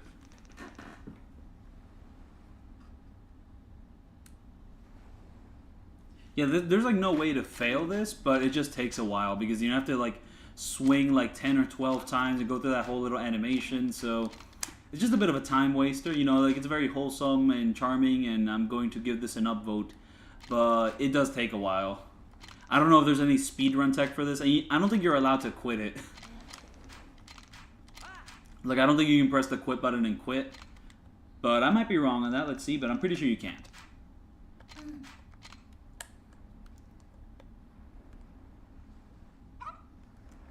And, you know, just Yakuza 3 pretty much just establishes, like, a super important part of Kiryu's character, just moving forward. And just even just an ending. It feels like an ending point for Kiryu. Like, yeah, this is pretty much the life he wants to live until he dies. Except he doesn't get to have that, sadly.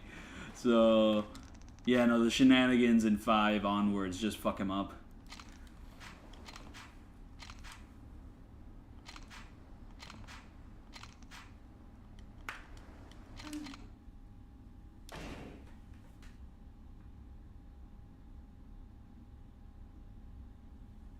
Favorite Yakuza ending? Kenzin, I love Kenzin's ending a lot. 5's like fake out ending I think is fantastic as well. Really love that one. Zero's ending is great too. 6, I think I like the ending in 6, but yeah, I just don't like that it's pretty much just a precursor to everything that happened in that game. It just, yeah, for that game to posture itself as like the final game in Kiryu's journey, I don't like that that's the story it wanted to tell. But the actual ending itself, I didn't mind. But it is weird. It is funny that they pretty much just walked it back from there. And 7's ending has like that one really emotional moment. I definitely like that part a lot. And 7 just, yeah, it just wraps everything up really nicely. Like with the Yakuza, like building up their own little like security place to bring in like any Yakuza that are like displaced after the dissolution. Like Ichiban's reflections on his entire journey. It's a fantastic ending. I really love it. Oh, Judgment! I mean, Judgment has like one of my favorite stories in the entire franchise. The ending was really neat. Oh, wait, the Kaito Files ending is a little cheesy, but it wraps things up really nicely, and it's just nice to see that like a love interest character doesn't get like basically like squandered at the end of the game. They actually like commit to it. That was fantastic to see. And just the final fight in like the Kaito Files was like awesome too. And then from there, Lost Judgment's ending.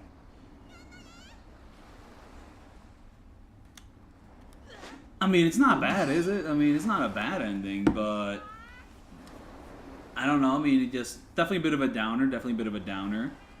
And then 8's ending, I'm not the biggest fan of. 8's ending just kind of felt like, you know, 6, like it ends on a bit of an ambiguous note. You know, it's like kind of sad because it's like, damn, what if he goes back? You know, what if like Kiri doesn't have to do this? But you know, it felt climactic. It felt like conclusive. You know, like it's over, it's done.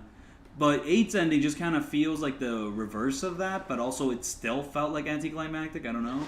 I don't know how to describe like 8's ending. Like 6's ending kind of treats Kiri with a bit of reverence, while 8's ending just kind of feels a little, kind of like a wet fart. I don't know.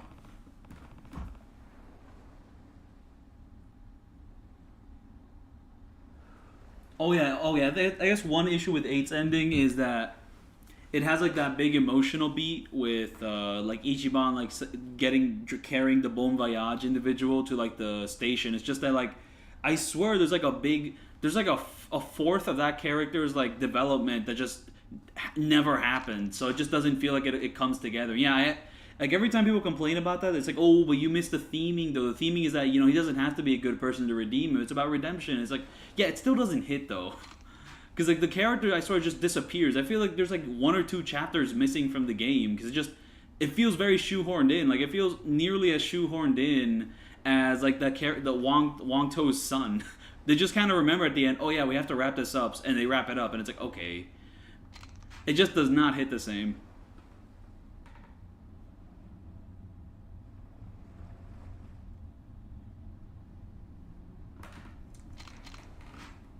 And just like the final chapter of like 8 just did not hit for me as well. I mean, gameplay wise, it was fun. The boss fights were fun, but like story, and also just ending on that little cheap joke with the whole romance. The romance is like probably one of the worst aspects of Yakuza 8. Like they spend like 2 to 3 hours on it in the beginning, and then, you know, it just never pays off. They introduce it, they fucking dick around like about it for like 2 to 3 hours at the beginning of the game, and then like the rest of the game's story pretty much it means nothing. It's just kind of introduced, and then they do a bunch of other shit around it, and then like they have a little payoff at the end, and then they pretty much just make a whole joke of the payoff so that they can continue fucking around with it in 9. It's like, I don't care. Like, it was so frustrating to like just deal with that whole thing just for it to like mean nothing. And then like Sayako spends most of her screen time just complaining about that whole thing, just a whole mess there. Yeah.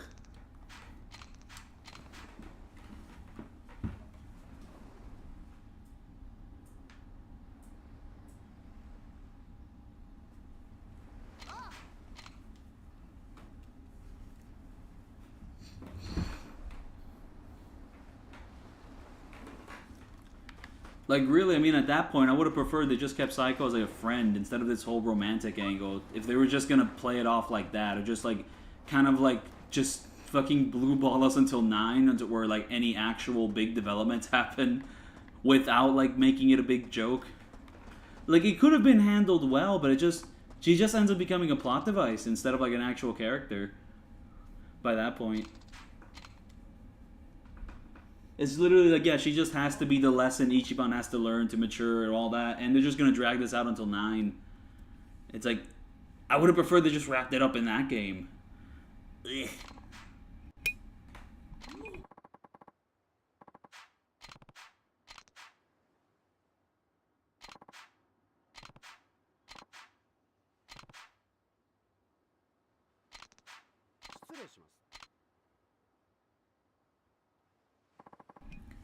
Oh my lordy lord.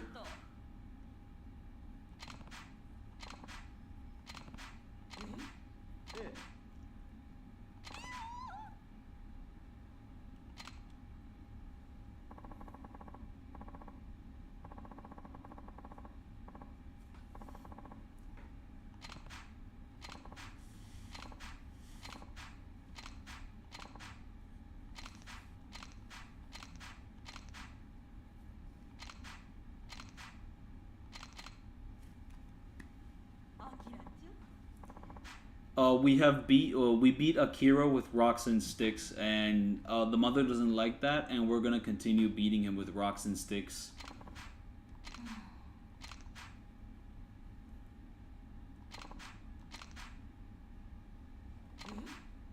Oh, I remember how this plays out. Yeah.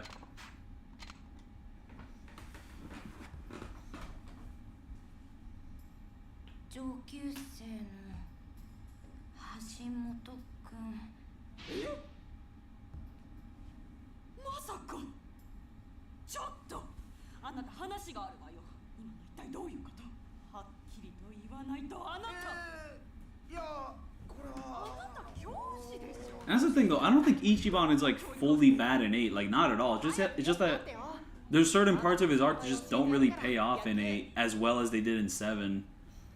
Like, I think Ichiban still has a lot of promise in 8, but it's like compared to like how great of a protagonist he was in 7, seeing them just kind of like fall into like slight flanderization here and there with him in 8 was kind of very disappointing to see.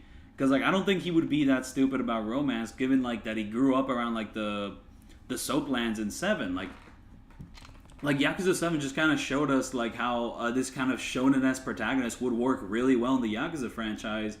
But 8 just kind of shows some of the bad habits and just that could kind of happen with writing that sort of character. But he still has a ton of great moments in 8.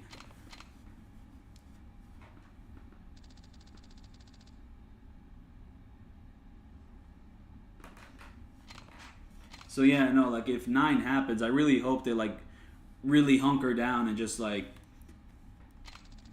I don't know, just have his character like more figured out there. Ooh, we're finally gonna have a boss fight. Yep, I'll be leaving in a minute.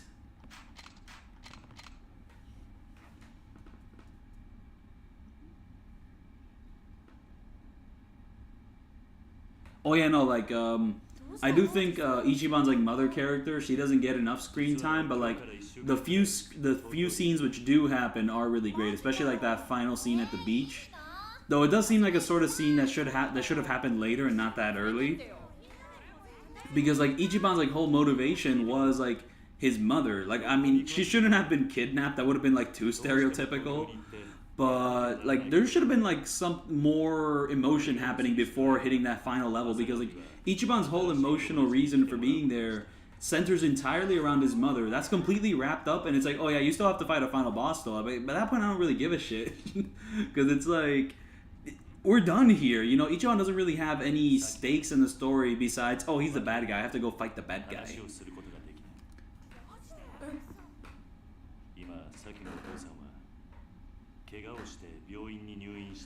Yeah, no, like, I mean, overall, I do think I still like 8 better than 7, just because I tried to go back and play 7, and it's like the gameplay just is not as fun. It's like, oh, wow, I tried to do a normal attack, and I just sighed. I was like, oh, right. Like, 8 making normal attacks, like, actually fun to pull off and, like, useful is one of the best things that game did, aside from, like, every other great thing that game did with its combat system.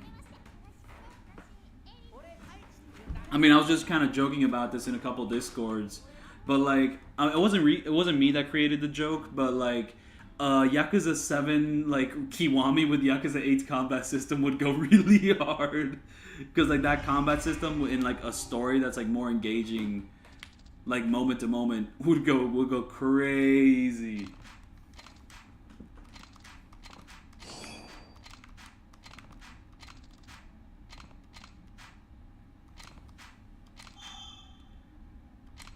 Wait, what are we doing here? I think this is... Oh wait, I thought we were just going to go straight to Kamurocho, but no, that is not the case. I guess this is the point in time where we're going to be introduced to the Revelation system before going to Kamurocho.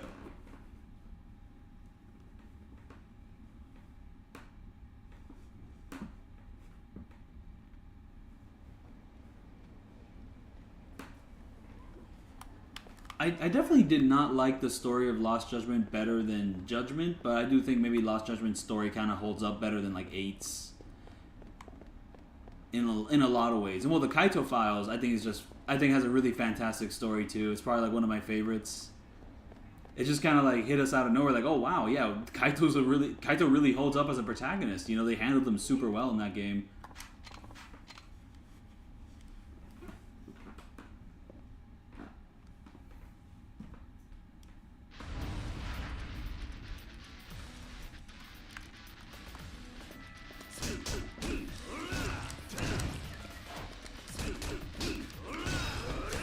Oh, there he goes. And oh my, that is a fuck ton of damage.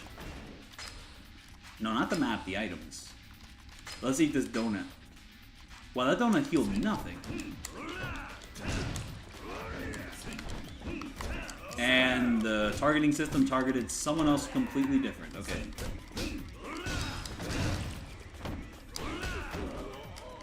Is there any items I can pick up to do a heat action? There's the one. The pliers. Okay, let's get the pliers in. Just, that is brutal as hell.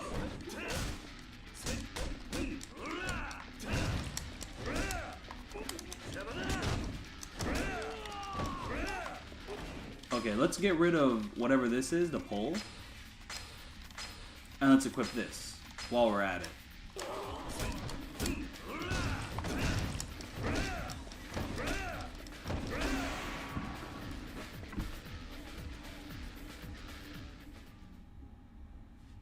Now, the Kaito Files itself, I'm not like 100% sold on it. It's selling for $30 with what it had is a little silly, but the story, I'm like 100% for. I love that story, but yeah, no, there's like no side content and no New Game Plus, and these games need to stop doing that. They need to stop like getting rid of New Game Plus. It is like absurd. It's ruining these games. Like, dude, you cannot keep selling that as DLC, and like Gaiden just straight up just has 0 New Game Plus. What the fuck are we doing here, man? This is absurd. Like, and Gaiden's like case is even more ridiculous because it's not like it has no side content. It has a lot of bloat, which honestly, New Game Plus would make the replays a lot more fun, especially those like early game encounters. Because some of those early game encounters are a little too brutal for their own good with like the beginning combat system. It's just stupid. Like, I mean, and Yakuza aren't really the type of games to like patch in a New Game Plus years after the fact. Oh wait, that's exactly what happened with 7 though. Like, Yakuza 7 got, like, a New Game Plus feature in Japan, like, a year after it came out as DLC. And, well, since the English translations were still, like, a year or two apart from the Japanese releases, the English release just got New Game Plus for free with Yakuza 7. But in Japan, it did not have it until, like, a year after the fact. Yeah, I forget how this little event happens. Like, what even happens on the second floor? I'm gonna have to see...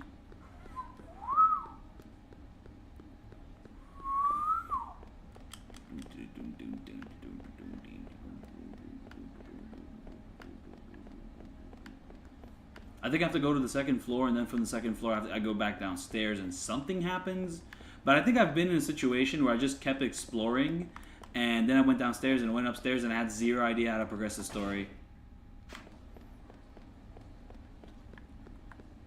Oh, I think I just have to leave.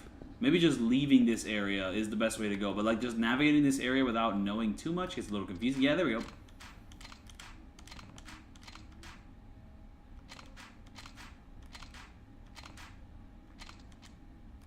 Boom.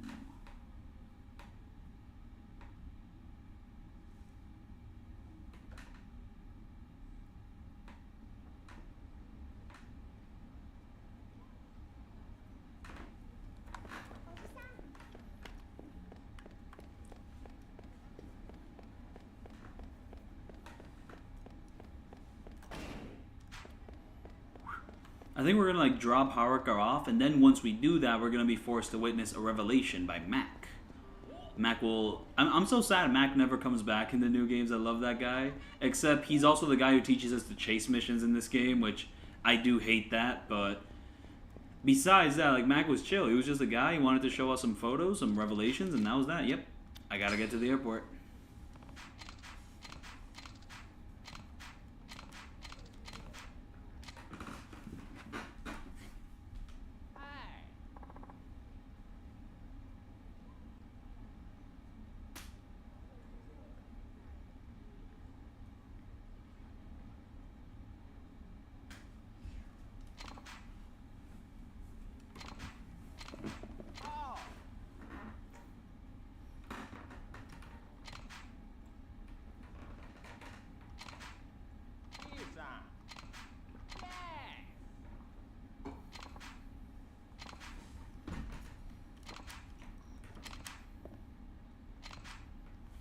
Damn, like, you just called him a creep straight up. Like, I'm pretty sure they changed that line in the remaster. That's just my gut instinct. because like the new translations, they try to keep a certain tone for like certain characters. Like I know it was a big thing in Yakuza Zero's translation where like Majima he would talk all funny, but like not like in a southern accent. That was like a big thing. The translation director, that's not the right term for him. He was called Scott. That was a big thing he wanted to like establish about Majima's dialogue in Yakuza Zero, like in the English translation, is that he didn't want to just cheap out and use like a southern accent, like you're here, oh yeah, yeah. Like he would kind of talk like that in Dead Souls, and not sure about Yakuza 5, but he just want to add you're here and you're there. So he just kind of like made up like a new sort of like language Majima would follow and the way he would talk. And it was really great for the most part, except when he said holy shitballs, that was kind of out of character for him. It just kind of felt a little too... Is millennial the right word? Is holy shitballs a millennial term? Yeah, it felt a little out of place for Majima at that point. It's become kind of a meme that people just kept complaining about that. But for the most part, he just talks with a really great, like, just personality in Zero. And Kiryu's more stoic, like the way he talks is more stoic, so that's just something that kept in mind with, like, the modern games.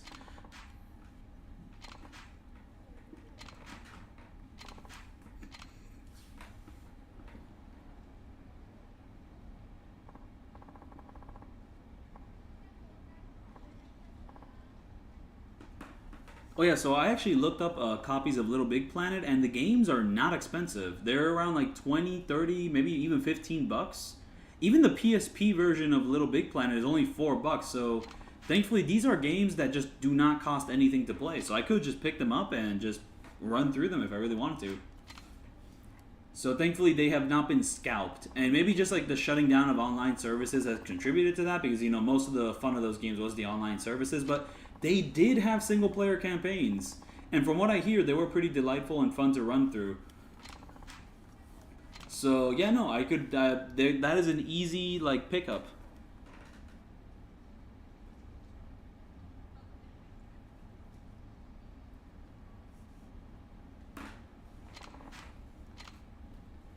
Also, I looked up a copy of Silent Hill 2, and I think the game has gotten more expensive over the years, the PS2 version. Over the years, over the months. So that's very sad to see. I really do need to no damage the Silent Hill games, because I gotta give them more exposure, man. Because there's gonna come a point where nobody can play these fucking games because they're too damn expensive without emulating. Like, no one can play these games natively anymore. Like, it's not $40 for a copy of Silent Hill 2 and 3 anymore. It's fucking $140, $180. On Amazon, it was $180, but then again, those things do tend to be a little overpriced on Amazon. It's better looking on eBay. But still. But yeah, no, I really do gotta, like, record a no damage for those games just to kind of, like, you know, have a mark on those games, you know? So, like, maybe if nobody has played those games, they can still watch the videos and be like, oh, that's cool. That's neat.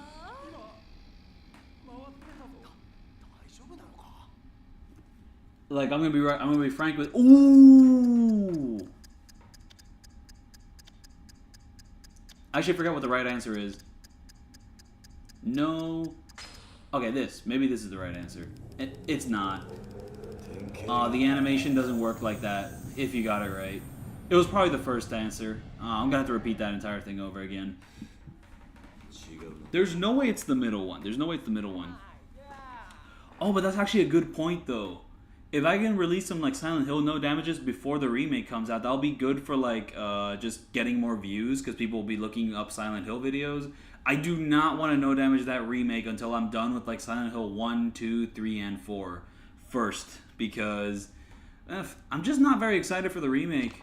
I mean, like currently there is a lot of hate being derived towards it that's like a little unearned. Just like people are just automatically going to hate it because it is the remake. I am slightly in that camp, but I don't want to be too brain dead about it. There's like a few good things about the remake. I have not paid too close attention to the trailers because I'm not excited for it, but it doesn't seem like everything is going to be awful about the remake. But like, I'm pretty confident that, yeah, there's no way they're going to match like the classic game at all. And also just the current practices of Konami do not give me hope. And Blooper Team do not have the best track record. But yeah, I'm not very excited to play that remake, and I'm just going to play the old ones, or just no damage the old ones before even like considering like hitting up the remake at the moment. I'm interested to see how it all plays out, but Like, I don't know. There's and also the remake of Silent Hills 2 has kind of picked up some of the more annoying woke warriors. Let's call them that. Like people who like look at a woman in the game and like if she doesn't have like a sharp jawline, they'll be like, the game has become woke. So like the sexual assault victim in the game, she looks a little chubby, so people are like, I have made her not woke, and it was fucking stupid. Like everyone hates Konami, you know? So like you gotta be like a real fucking idiot to like make people annoyed at you for hating Konami. Like hating Konami is free real estate, so to fuck that up, like you're kind of a fucking idiot.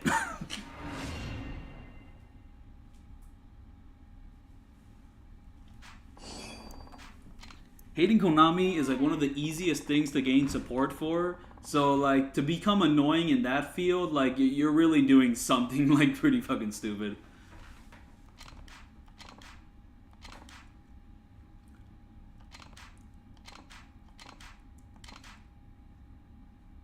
But yeah, no, I'm not exactly a big fan of the new design of like I forgot her name, Angela.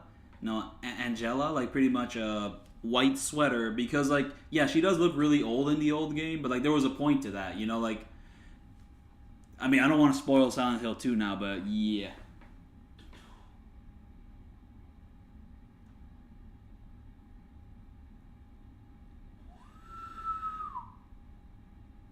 Ooh, yeah, I did want to pick up an original copy of like Nocturne just because I do own a PS2. And also, I hear that that modern remaster of like Nocturne slightly messes with the graphics, so I might as well just play the OG game while I'm at it. But yeah, no, it's sad to hear that like copies of Nocturne are expensive too. There we go. We're finally gonna get on with the Yakuza business of the game. Oh wait, are we?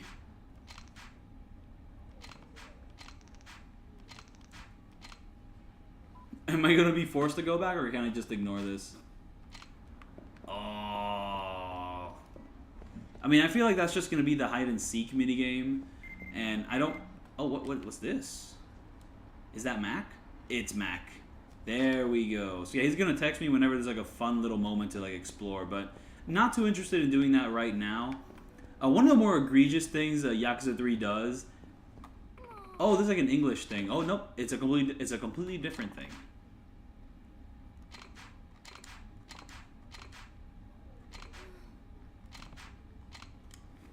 A kidnapping. Yeah, not interested. I'm good. Sitting animation. See, she sat down on this bench.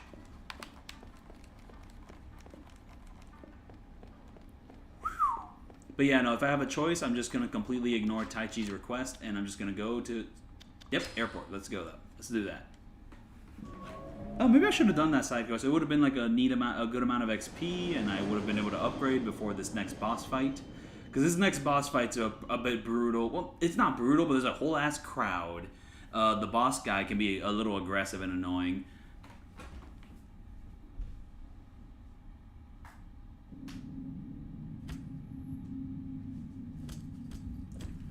Oh, we're gonna get our introductions to pretty much like the entire rogues gallery of Yakuza 3 just out of nowhere.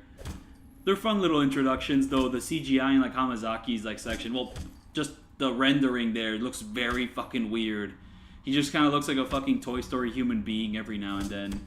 Just he's a bit fucking terrifying. It looks very awkward.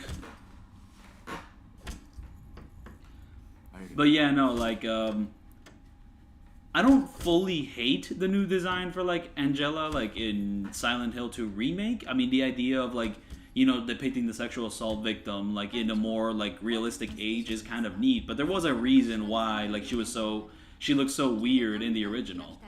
That's the thing with the original. It has like so many like weird little design decisions where you just look at it at face value like, oh, that's weird. Why does he talk like that? That's bad voice acting. But like, there's always a reason for it in like the original Silent Hill 2. Oh, the Gatorade. Yeah, this got removed in the remaster because they couldn't have Gatorade anymore in like the remaster of Yakuza 3. But this is the original game. We can drink Gatorade in this one. So Mina gets to drink his famous little Gatorade. I completely forgot about that.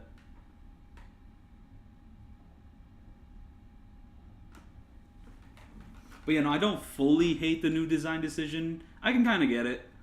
But I think I'm a bigger fan of the OG's like approach.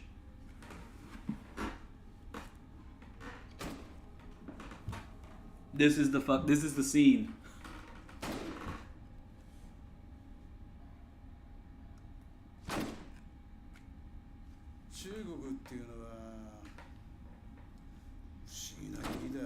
He just looks wrong. Like the lighting just fucks him up.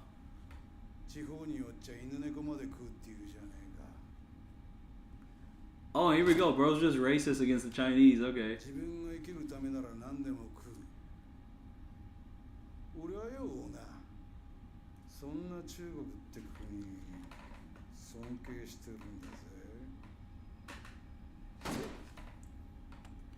Yeah, no, like the new design for Maria, she's lost all her swag.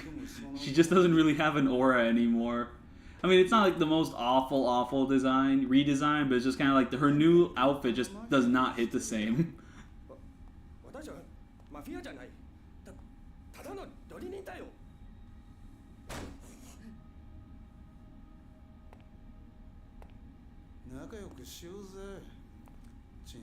Yeah, and it's just humorous. They introduced him like just terrorizing this Chinese shop, and then you actually get to fight him. Except you don't fight him, and you just fight Lau Kao Long again because he teamed up with that mafia. What the fuck is this guy's deal?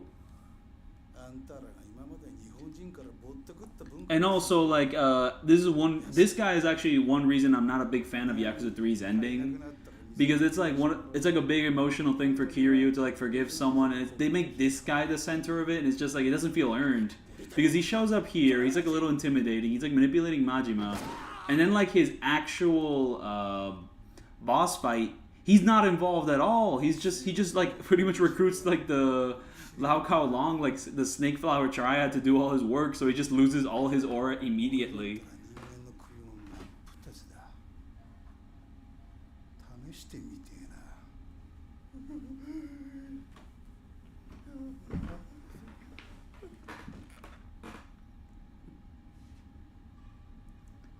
This fucking scene.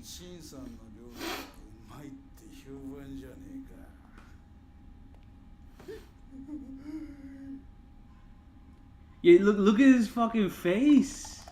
Look at the way he moves.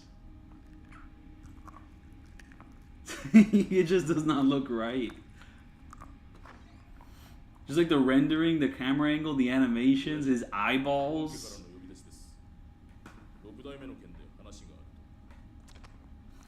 And to be fair, the only time you get to fight Hamazaki is like in some DLC for this game on the PS. Look at that fucking face. But yeah, no. You get to fight Hamazaki in like some DLC for this game where you get to run around the world like for free and just fight boss fights on the street. And his moveset is unbearable. He has a horrible fucking moveset. He's not fun to fight at all in that fucking like mode. I think he also shows up in the Coliseum. Yeah, the moveset he uses, like a weird modified version of like Honda's with like a few other moves. It's terrible. He has like this sliding kick which has like no telegraph. It's awful. And just like he's just not fun to actually hit. So yeah, fuck this guy. I'm actually glad he gets replaced with Lau Kao Long. Even though Lau Kao Long is pretty frustrating in his own way, but he's so much better than this guy. Just a terrible guy to fight. Look at his fucking face.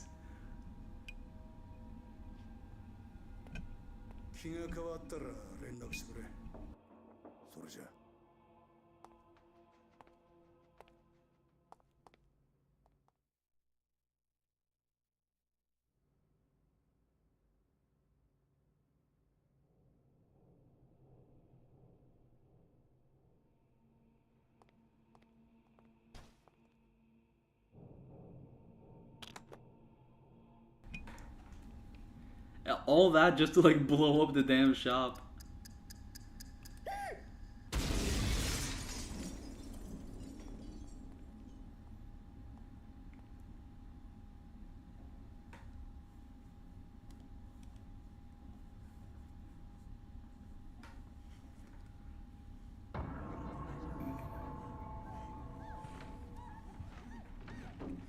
And here we have a Kanda going through a very harsh massage.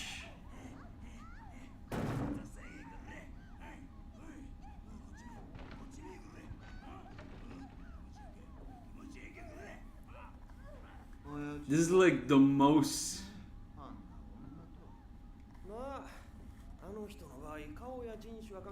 This is like the most insulting way to like continue the Nishikiani family.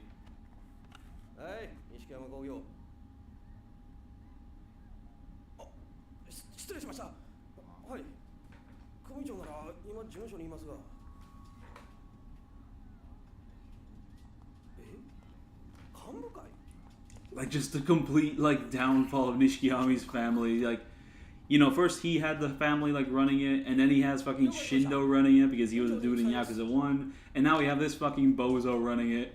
It's like the biggest insult to his legacy ever.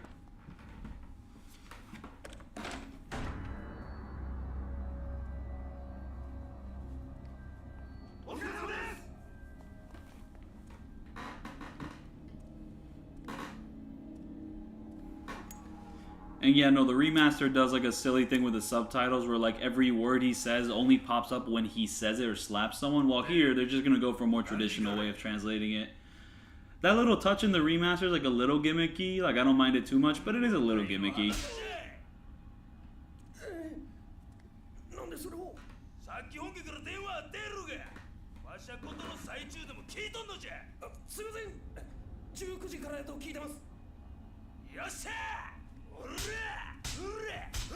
Oh, they still do it in this game. Oh wait, but like what they did in the remaster is that instead of like having the lines disappear every time he says it, it just keeps getting added into like one big line. Has the Yakuza fandom gotten more annoying these days? Yeah. It's gotten bigger, and when the fandom just gets bigger, it just gets like more abrasive in like a certain sense or not. But mind you, I don't think I was really in the fandom when it was like that chill. I mean, I was basically in the fandom like right before Yakuza 0 was gonna drop. So like, yeah, it was definitely a lot more chill, because like, I mean, the only real big videos on Yakuza were like, Devil Leon was making some videos, but he was like kind of low key, you know, he was still dropping like combat videos and all that. The Godfather Dictator, I mean, at this point in time, I had no idea who he was, but he was like one of the only people doing like Yakuza no damages. Hyperbit like Hero's video was like probably like one of the biggest Yakuza things at the time, but like things have changed. Yeah, no, so it's definitely gotten more annoying because like the memes have gotten like just more mimetic, you know, and the fandom just has like these sides who become very aggressive towards each other. You know, you got like the very alpha male, you know, fucking Sigma edit Yakuza fans, and then you got like the ones who like are super gay about the shirtless men that show up in every single game, and then like the discourse that happens from the combination of all these things is pretty fucking insufferable sometimes. Like, it's just, but all things considered, it's gotten more annoying just because it's gotten bigger, you know? Like, we've kind of like been exposed to like more people in this series. It was just bound to happen. And yeah, it's gotten more JoJo. Like, it's gotten more similar to the JoJo fandom. The Yakuza fandom, we're currently going through like their little, hey, that's a reference to this game, that's a reference to that game. They're going through that period right now. So we're gonna have, how many Yakuza references can we make at Walmart pretty soon? We'll just have to wait on that.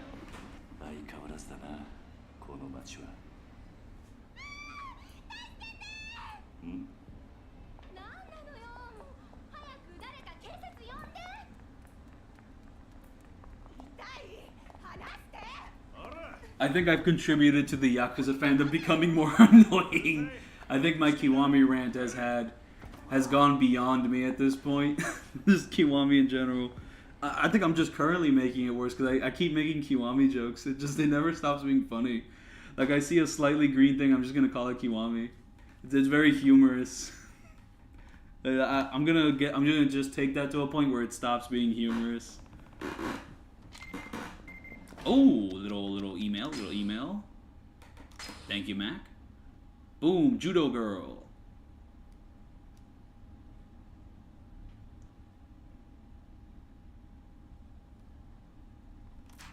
I want to go see that shot, actually. It's going to be on the street over there. Oh, and it's going to be here, maybe. I think they're like in this alleyway. Nope, not in the alleyway. Oh, are they over there?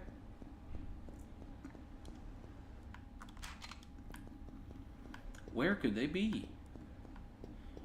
Maybe they're in here. Nope. Just where is this event which I want to witness and learn a heat action from? It was like in some corner somewhere. Oh, it might have. Oh, it's down here. There we go. It doesn't feel natural that like the right stick is the one that like controls the first person mode. Did they change that in like Yakuza 7 or 8? That might just be my muscle memory from that game.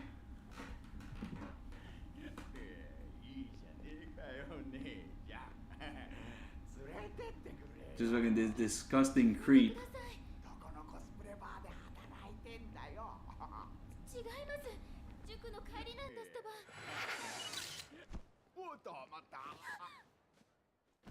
I do wonder what heat action you do learn from this, and ew, dude. We gotta kill this guy.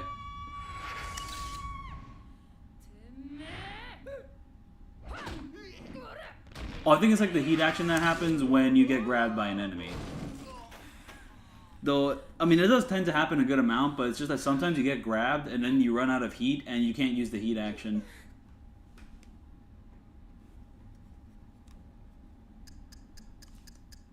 That it's not a scream. That drunk only a stuntman. Yeah, no, it's a counter. It has to be the counter. Yeah, there we go. There's that iconic little video.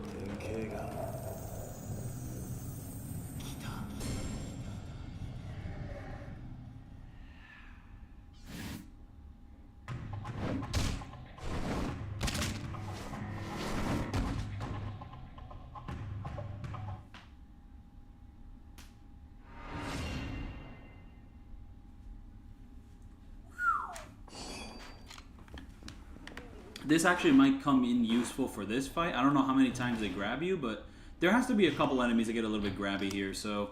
Well, that was fun to learn.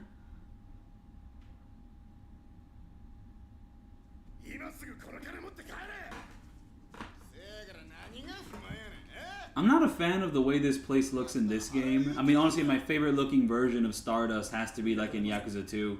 I just love the purple hues. It looks awesome. I mean, like, the one in Yakuza 1's, like, iconic and all that, but... And I guess this one's somewhat iconic, too, but I just definitely prefer the way it looks in 2. Like, that is the best-looking version of Stardust.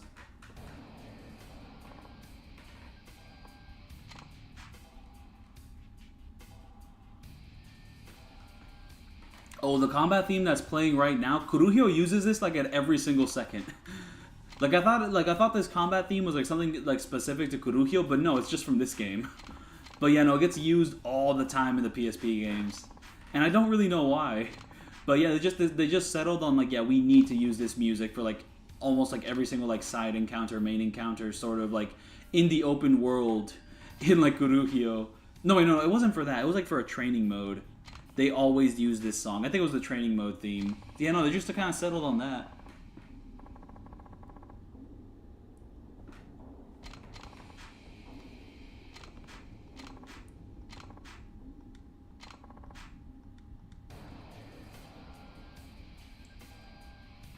The PS2 Yakuza are the best looking games.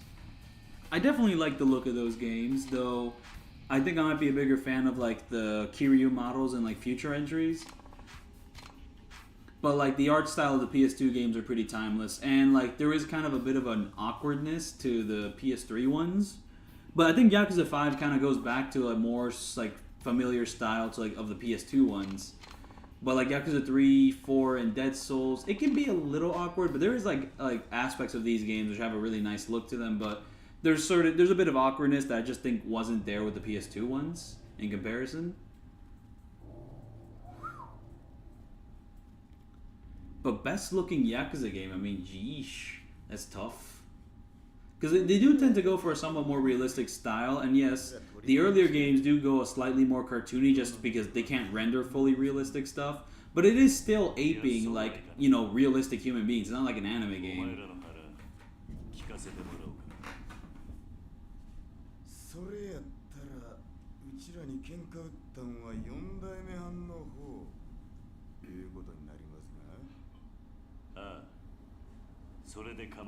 But yeah, no, the original PS2 Yakuzas, the fixed camera angles, like in the open world, were pretty cool. They gave a unique look to the city. Though the one issue with them is that you every time you like load into a new section, it kind of like pause for like a second or two. That did get a bit annoying. I definitely prefer like everything being loaded in like all at once from the start. I remember this guy in the remaster. I had a specific way of dealing with him. It was just basically boom, boom, boom, and that worked somehow. I don't know how I think I like baited out a certain attack and I used the parry, but I did not get the parry at this time. I think it's impossible to get the Komaki parry right now, but in Chapter 5 we really gotta go hunt that down. And yet, the little dropkick just kind of fails me there. It's best not to rely on it.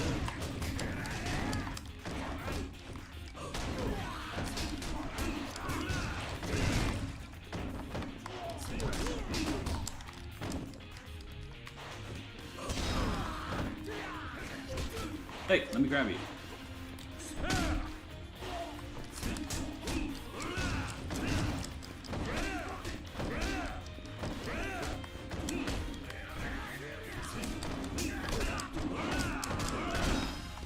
Ooh, now that's how we do that. Ooh, yeah, those heat actions just deal like 0 damage. It's like the proper heat damage, like the heat action like damage, should be something in between like Yakuza 3 and Yakuza 4, because Yakuza 4 I think like overcorrected with like how much damage heat actions do. Like in Yakuza 4 you basically deal like nuclear damage, and basically every game after that, besides Ishin, you just deal like nuclear damage with like all the heat actions. But like Ishin, the way it overcorrected, I'm not a fan of like Ishin's like heat system at all. It's just a weird, obtuse little thing, and it's got like so many like little subsystems with it. I don't know if I'm describing it the right way, but I don't fuck with it. It's just kind of a disgusting little thing, and it's just like, you have to like spec yourself a certain way in Ishin for like heat actions to like do damage. And then you just kind of get to a point where like heat actions in Ishin just deal too much damage if you like really spec yourself with the right weapon and like the right upgrades, and it's just kind of a mess. I don't like it. Like it just de-emphasizes using heat actions at all in Ishin. Like there's just like 0 point to doing it, because it's like you might as well just do anything else. Because like doing actual heat actions in the beginning is just disgusting. But yeah, no, for the most part, just heat actions are just kind of like a nuclear option now. While the way they were handling like Yakuza 1 and 2 I think was really nice, but then in 3 it's just, you don't really deal much damage at all.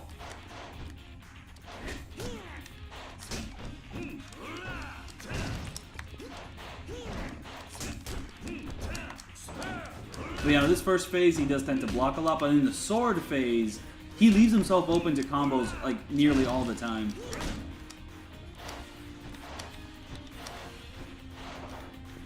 Yeah, but there was a specific way I would handle him. I think I just kind of kept knocking him over. Oh, wait, no. It's going to work better in this game. Basically what you do is you knock him over, you pick him up, and you do a full combo behind his back. That's how it works. And then this game, it's more consistent.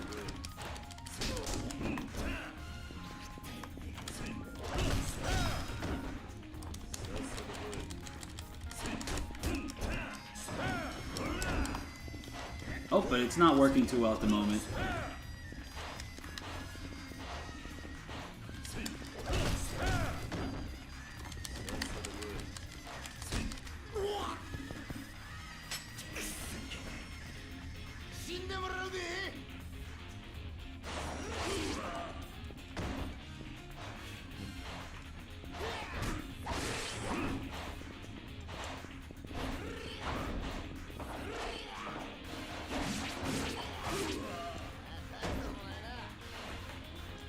I am trying to read the chat, so I am not looking at the game currently. I did like a bit of jiu-jitsu for like a Brazilian jiu-jitsu for a little bit, but I quit. But I might be returning to it like in a month or two. Like, I don't know, I think I quit. I wasn't too interested in doing it at that current time, but I think I'm interested in kind of going back to it, you know? Just like actually give it a try for a little bit. But currently, yeah, no, not doing it that much these days, but I might go back to it every now and then. But I was doing it for like a month or two, like 3 or 4 months back. It was kind of like, I was like, the place I'm living in right now has like a really good jiu-jitsu place.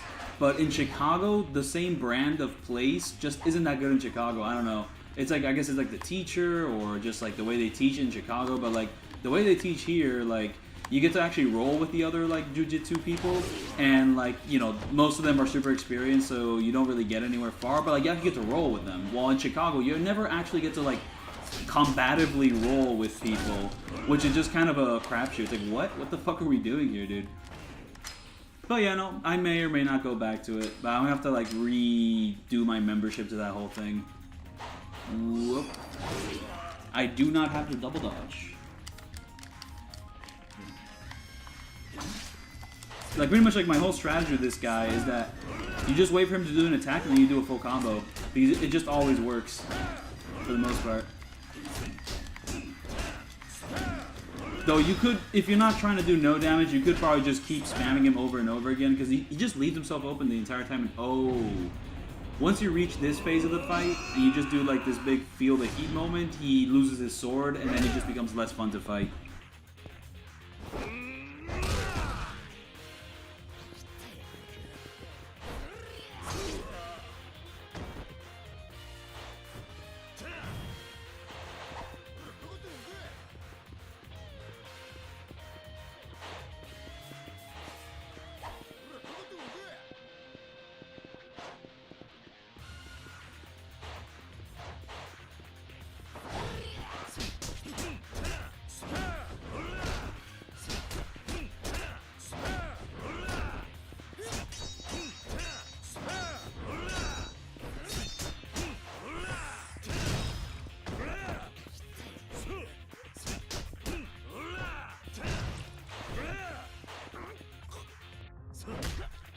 Okay, never mind. He loses his sword, like, after you beat him up a bit, after the feel the heat moment.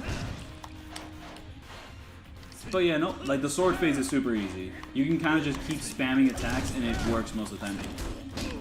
Oh, almost had a bounding there.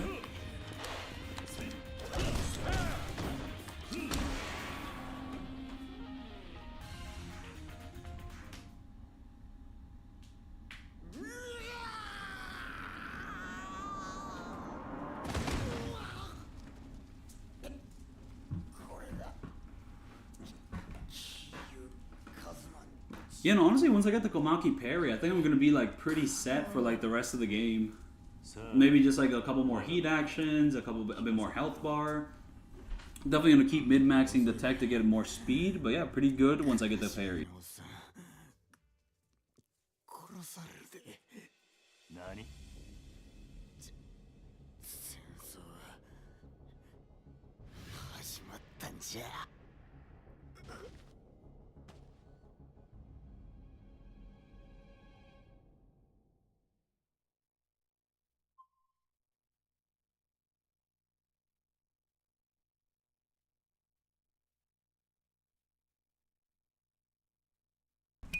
Wait, what is Sogi?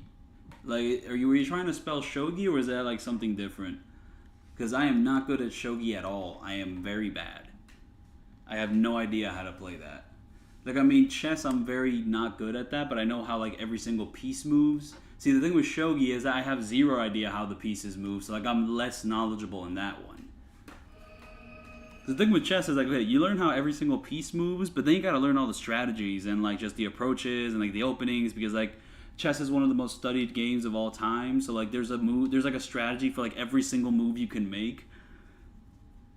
And shogi's kind of similar, except I have zero knowledge of how everything moves, and also what the objective of the games are. So it just becomes super confusing.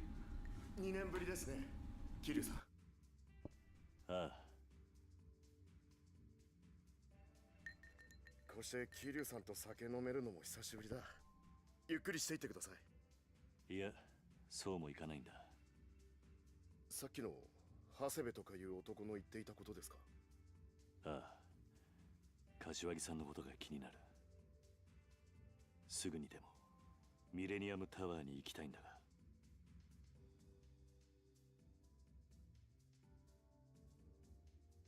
じゃあ本当にホスト同士の喧嘩なんだね。 I wonder if this is going to be like a stealth mission with the cops in this chapter. Because I do think you get introduced to Date, and then Date like pretty much gives you the rundown on like pretty much every single bad guy in the game. And you just kind of go through them episodically.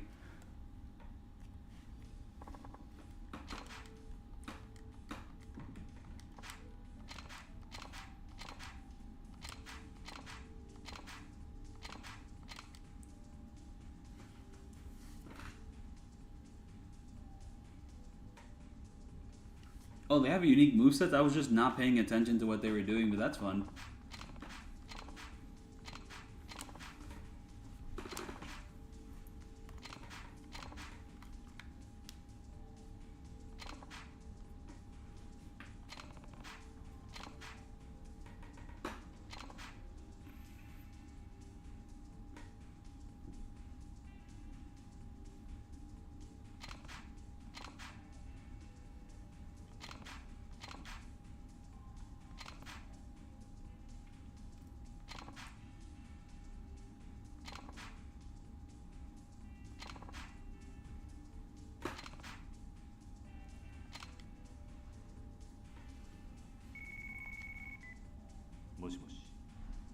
I'll probably be ending the stream soon, like in about like 10 or 15 minutes or so, but I'm just wondering if I can actually like reach Andre's fight and get to a save point before like 10 or 15 minutes. I'm just going to try that out, because I'm pretty sure like we're just going to get railroaded into like the Andre fight.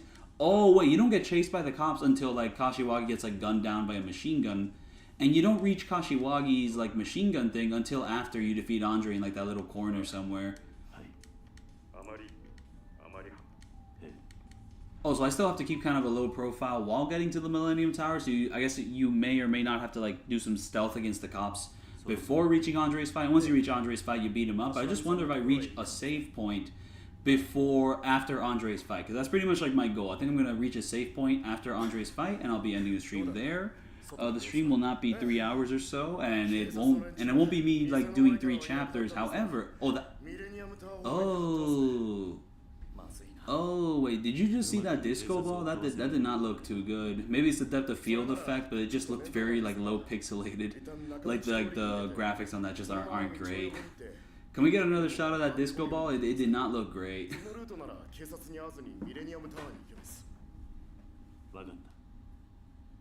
桐生さん、警察以外にも数日前から変な連中が街をうろついています。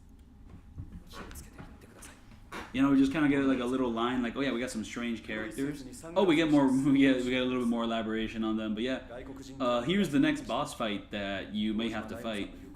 Oh, and to be fair, in the very first chapter of the game, we did learn about Andre, like, and we did see him. So it's like, oh, and we're gonna see him again.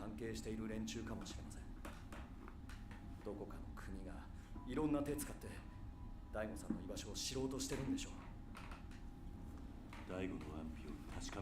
And also, these cutscenes are taking a while, like this little intro section. もし大悟さんが亡くなっているとしたら、後目を狙っている組織にとってこれ以上嬉しいニュースはありませんからね。 Oh wait, there's no way they're gonna flash back to that little argument like in the Tojo clan. That honestly, like, I mean, if that's the case, I mean, after that cutscene, I think I'll try to get to the closest save point and then quit. But I do remember that this beginning section of Chapter 5 does take a while. Like, it kind of front loads a lot of stuff. Okay, save point. Any save points around here? I can upgrade myself. Yes, let's get the tech upgrade. I'm going to be go-karting in a bit. Oh yeah, that vaguely looks like the tiger drop, but it ain't the tiger drop. So don't get too excited about that. No save point here, even though there was a save point in Yakuza 1. Not sure about Yakuza 2, but there was one in Yakuza 1, but yeah, no, okay. I just have to leave and just go from there.